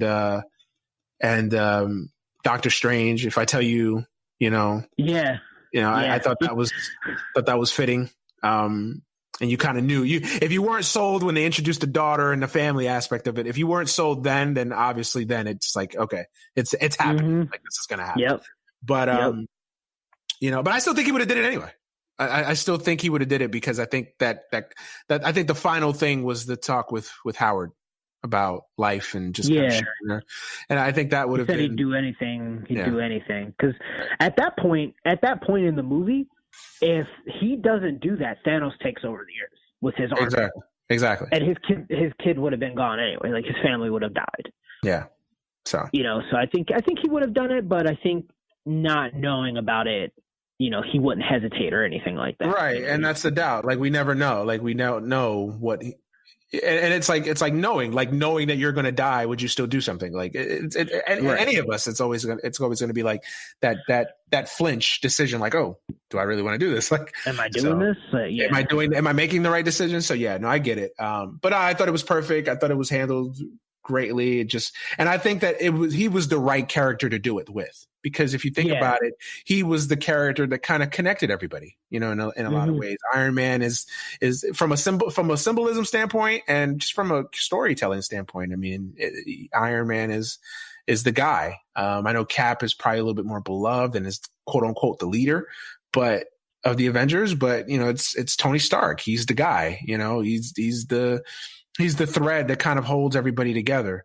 And from a symbolism standpoint too, he's the one that started it all. He started this saga. He started this. It all began with him. So for him to be the final one to go, it was important. I thought it was symbolic and it was just perfect. And I think it had to happen because I hear a lot of people like critique and complain like, oh, that this death had to happen. I think it did. I think when you have these movies, I think there has to be a stake involved. There has to be high stakes involved, or else the movie just feels cheap. Like when the movie is literally called Endgame. Like exactly. So there has to be something, you know, a stake involved that, you know, it's going to take it to another level than just kind of, oh, everybody saves the day again. Like there has to be something, you know, a bigger plot device than that. But but yeah, the funeral was oh man, the funeral was just was terrible. You know, the proof that Tony Stark has a heart, you know, it's just beautiful. Everything was just wonderful. Everything was wonderful, man. There's just no nitpicking anything. You saw everybody literally come back. Everybody that was involved in the goddamn movies was there at the funeral. Yeah. I know some people jokingly said that, damn, Natasha didn't get a funeral. That's fucked up. I thought that was funny, but no, I mean, yeah, it was. But I'm sure there was some time jumping in this thing. So I'm sure that they did something for Natasha as well. And it's not like they have her body. It's not like, Yeah, exactly. That's what I was going to say. Like, she's on the planet. Yeah, exactly. So, but she's in Soul Stone. Exactly. But yeah, no, it was perfect. It was perfect. There's no complaints about it. There's nothing that I would do differently. It was just perfect the way it was handled. Did you like Cap's ending? I love Cap's ending. I guess we could jump to that. I love Cap's ending. I thought it was perfect. I'll be honest with you. Like, Cap is my favorite character. I love Captain America. I was actually dreading that he'd be the one to die. I thought he was going to be dead for sure. I thought he was going to be dying. But I love the way they did it. Cap is always, I'm borrowing this from one of the guys that I watch a lot of movie reviews from. It's crazy because Cap is the guy that is forced to fight, that just wants a regular life. And Tony Stark is the guy that has the regular life, but kind of wants to still fight. Mm-hmm. And that duality, that crisis within the both of them is what makes those characters so compelling. So it's like you got Tony Stark who, has the family that he wants and has moved on, but still kind of gets tugged and pulled to fight. And Captain America is the opposite. He's like, I've done fighting. I sacrificed my own happiness in life to fight. Yeah. And the only thing that I want more in life is to just be normal, to get back the 70 years that I lost or whatever. He just wants to retire, dog. Exactly. And I thought that was beautiful. I thought that was beautiful storytelling right there. And I love, and that's what made that finish even better for me. That Captain's just like, yo, you know what? Job is done. This universe is saved. It's time for somebody else to carry the shield. And from a symbolism standpoint, real life and in the movie, it makes perfect sense. And I loved it. I liked it. I don't think it could have been done any better, a better way. I mean, you could argue he probably should have sacrificed himself too, I guess, maybe, but he didn't really have to. He didn't have to. And I thought this ending was better. It just fit better. It fit Cap better because it's just like you said, he just wants to be married to the love of his life, Peggy. Like, yeah. And that's it. Like, he got what he wanted. He moved on. I like the idea of the scene. I just don't know if I like the execution of it. And I think that's because I don't think Anthony Mackie is that good of an actor. I think that was more symbolic than I thought that was more symbolism than more of like, hey, come watch Anthony Mackie and Captain America 6, I get it. And I get that Sam is, Cap's friend,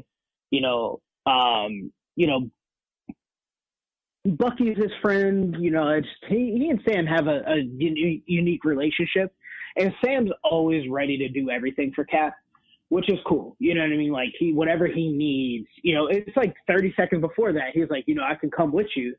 And he's like, you're a good man, Sam. Like, that's kind of like, they always give you like a little morsel to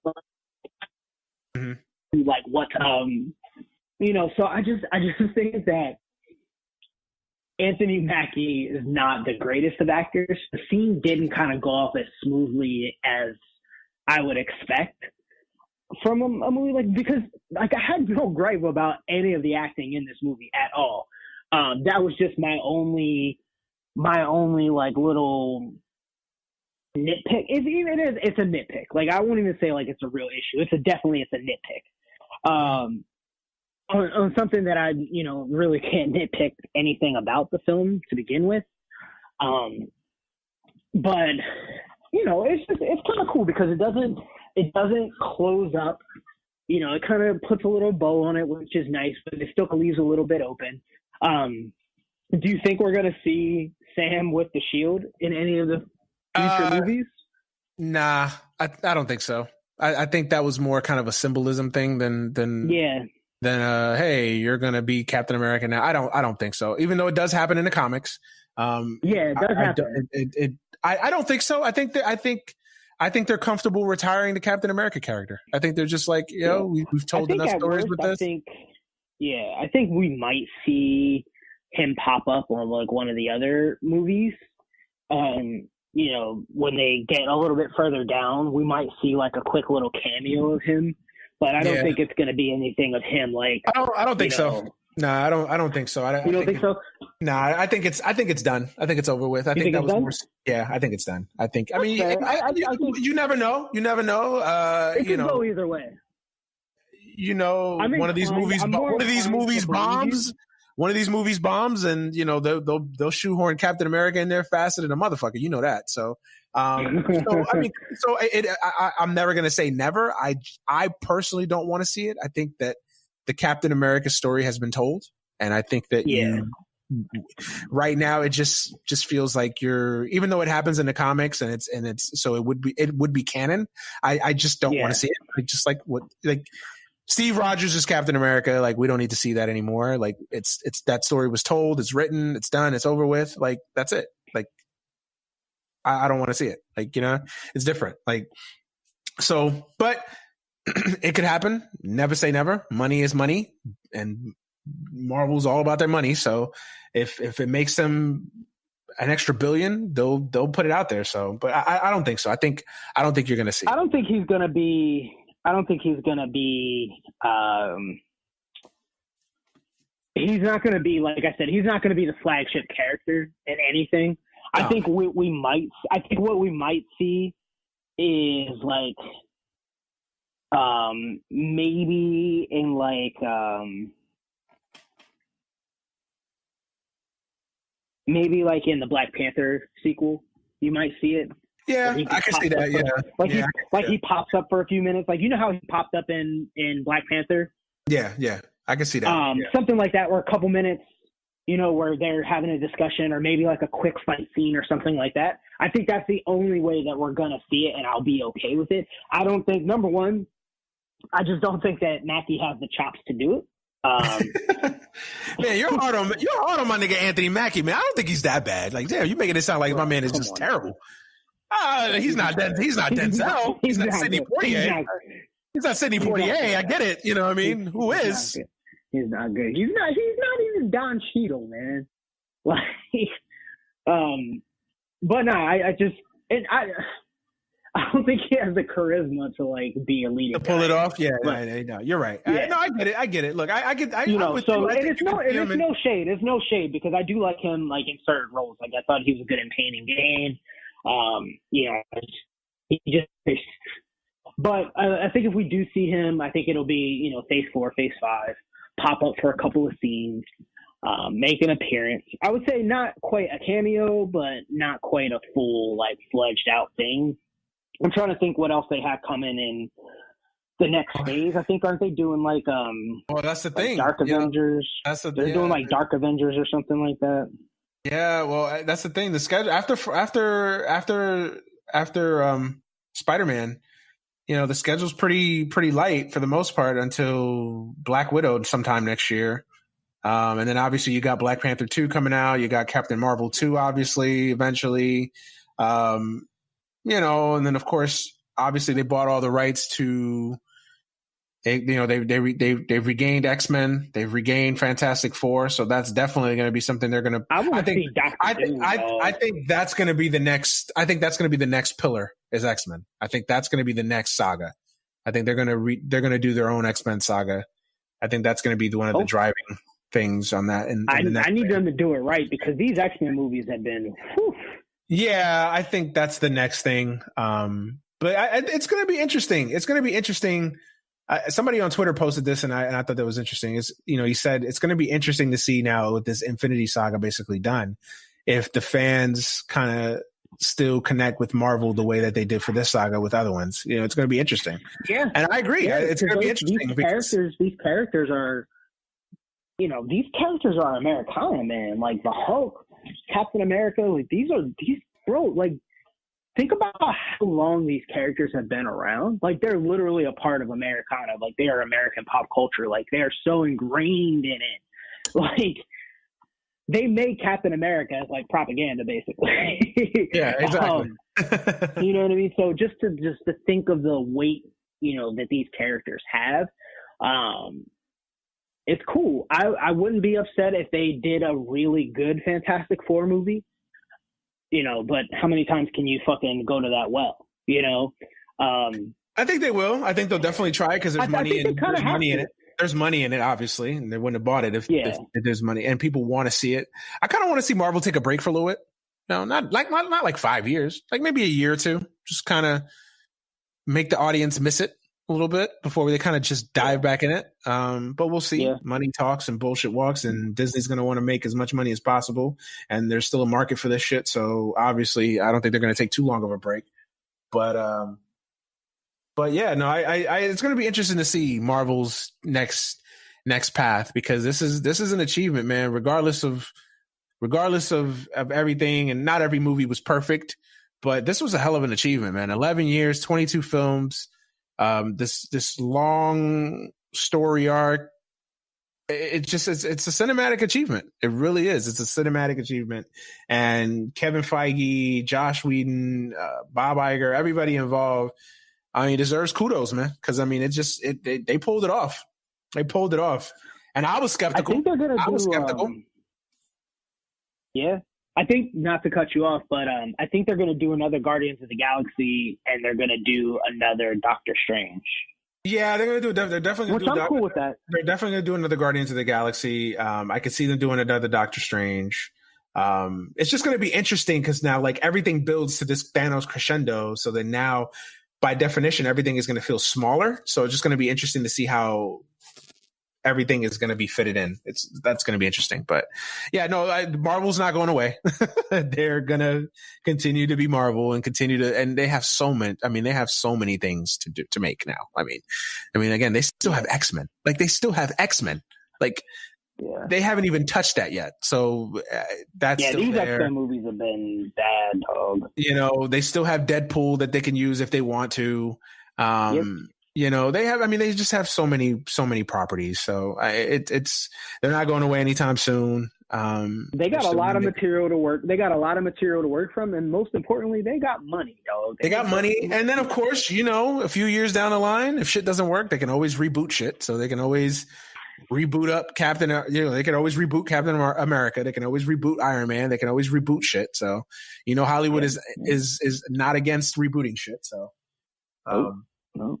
Yeah. One last thing before we wrap up. Did you kind of like the one nitpick that I would have in the Infinity Saga is just how they've kind of devalued Hulk. That's my biggest nitpick. I feel like Hulk is kind of they haven't done a good job with Hulk. And even in this film, like, he was funny as shit. Like, but that's not what I want from my Hulk. And I kind of feel like that's the one gripe I would have, is that they've kind of made Hulk into. You think they neutered him? They've neutered him, and they've made him into a side character.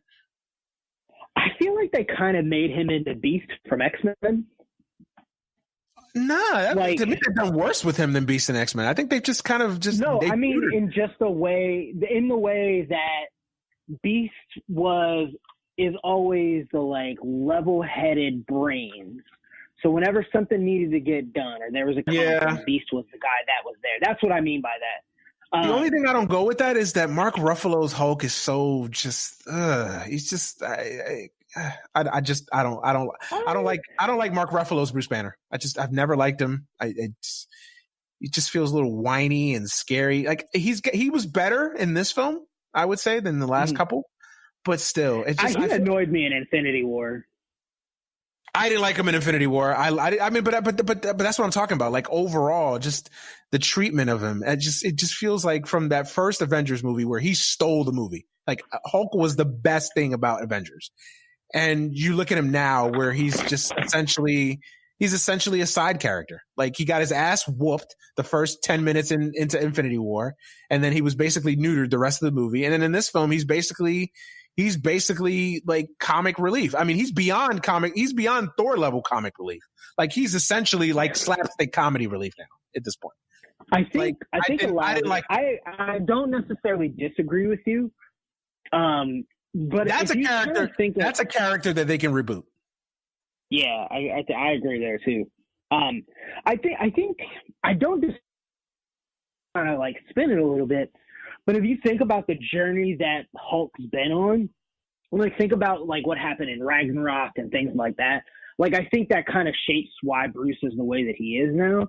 So I think I'm kind of okay with it and the way that they kind of set it up, where he was the star, like in the Avengers movie, he's fucking shit up and he's just angry and this and that and the third. And so Bruce kind of has this like existential crisis within himself. Is like, okay, like I can only help people if I'm angry, but I'm not that kind of guy. So he's having this problem within himself. You know what I mean? So I get that, yeah. The Hulk has always kind of been a tormented character in that sense. So I don't mind. Mark Ruffalo is the comic relief kind of, like every time there's like a tense moment or something like that.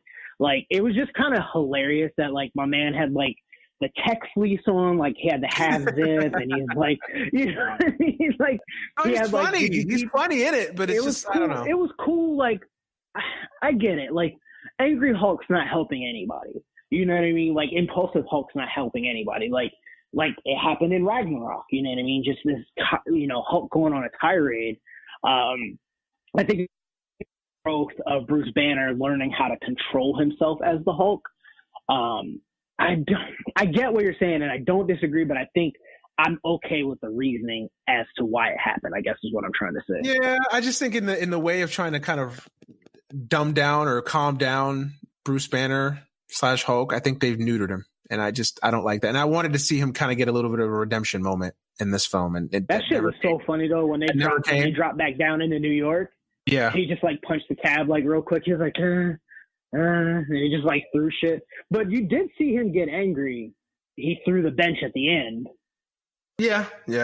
Like out of frustration. So I think that it's a willing choice from him as a character not to be that way. It just shows that he's better in control of himself. So I like it. I think it's cool. But I definitely think if they wanted to, they could reboot it if they. That's the one part I didn't care for in these entire films is how they treated Hulk. I kind of felt like they didn't do him any favors. So yeah. But yeah, man, that's it pretty much. I mean, I think we've covered mostly everything. Without trying to get Cap was the MVP of this movie for you? Man, the MVP of the film.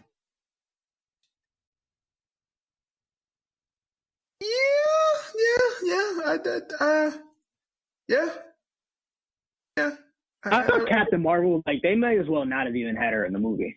Yeah, Captain Marvel, I kind of was a little underwhelmed by that because it was just kind of like it was so dumb. Like she was like, "There's other things happening in the galaxy. You know, there's another galaxy outside of Earth," and I'm like, "Okay, that's cool." Which I understood, which I understood, but then when you bring her back at the end, she's just like not even just there. For 5 seconds, she shows up with her like, "Let me speak to the manager" haircut. Like, yeah, I didn't really. I thought it was dumb as fuck. You kind of honestly just kept Captain Marvel till Phase 5. Like you could have had War Machine do that. You could have had fucking like. Yeah, I mean, I get. Essentially, they brought Captain Marvel in so that she could save Stoney from space. That's essentially what she was. That was her purpose. Yeah. So I was like, you have to have that intergalactic element to it. I get it, but I didn't. I was underwhelmed. They made her out to be so powerful, and it's like, and she is. And she is, like, but it's wrong. But the way they utilized it in the film, it was just kind of like, really, this was it? I have one more nitpick, and not with the thing in itself. It's the way they did. Did you peep the Me Too part? Yeah, I peeped it. I thought it was so forced. They want to do that, but it was forced. You're right. It was forced. Like it didn't happen. But that's Marvel. That's Marvel. You just roll your eyes at it and you're like, okay, whatever. Like, I did. It could have been done so much better.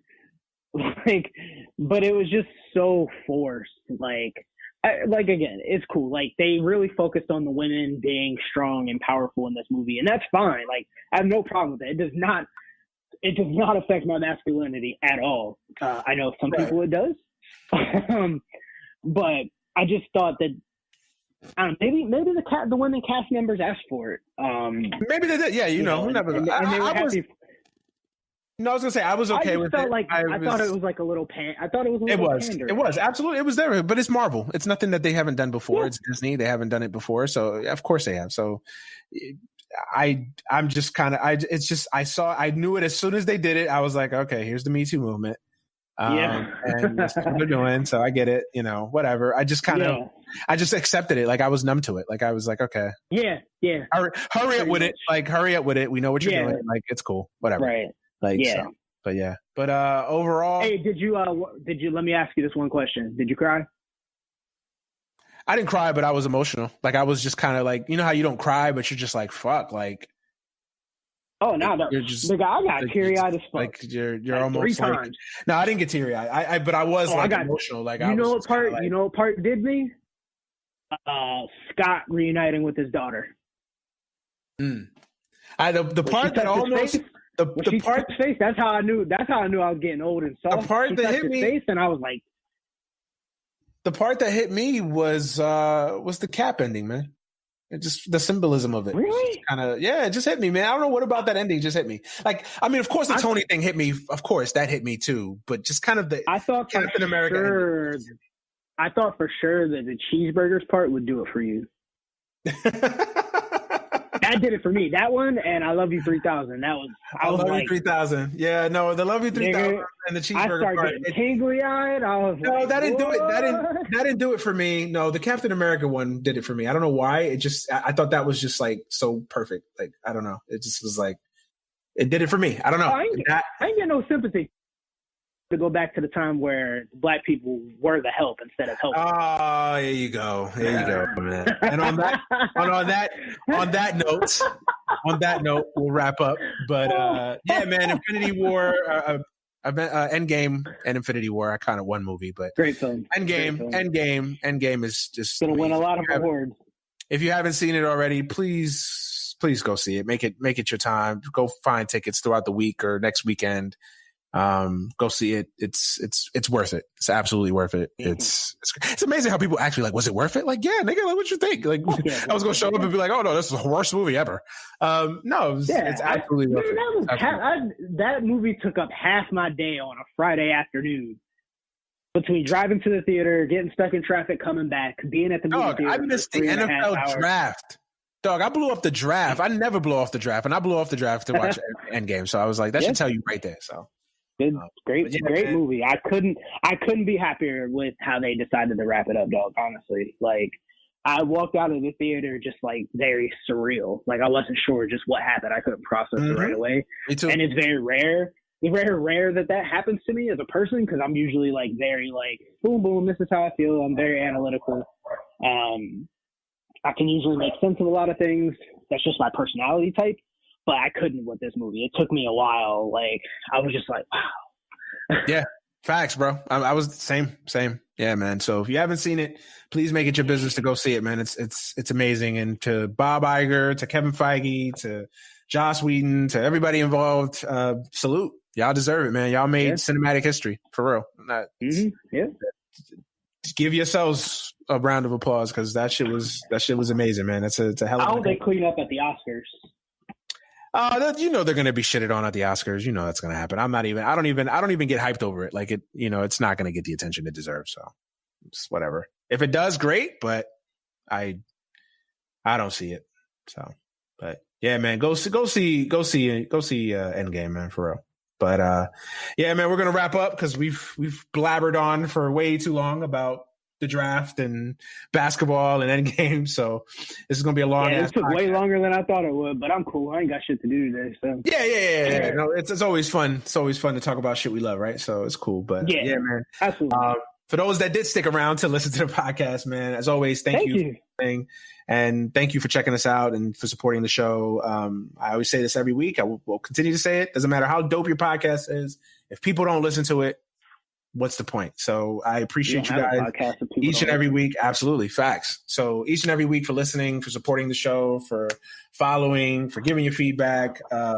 You know, I got people texting me saying, yo, I love the show, or have this guest back. Hey, you should consider this guest. Like, it's just, it boggles my mind that so many people like my podcast. So and I'm not even trying to be humble or anything. It's just amazing. It's mind boggling to me, but yeah, man, appreciate the love and support you guys always give, man.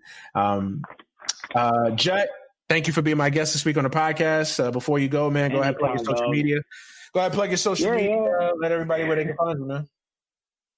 Yeah, Twitter, Instagram, everything at Jujitsu, JUTBJITSU. You know, I always say, if you like what I say, shoot me a follow, talk about it if you like. I always like to debate. I always like to talk. I like to hear everyone's opinions on everything. So, you know, and you get to see me and Manny trade hot takes with each other all the time on Twitter as well, and disrespect each other. He's almost always wrong. Yeah. So, yeah. But yeah, just really it, man. Social media, you know, it's the best and worst invention of our modern times, and I can't get enough. Facts.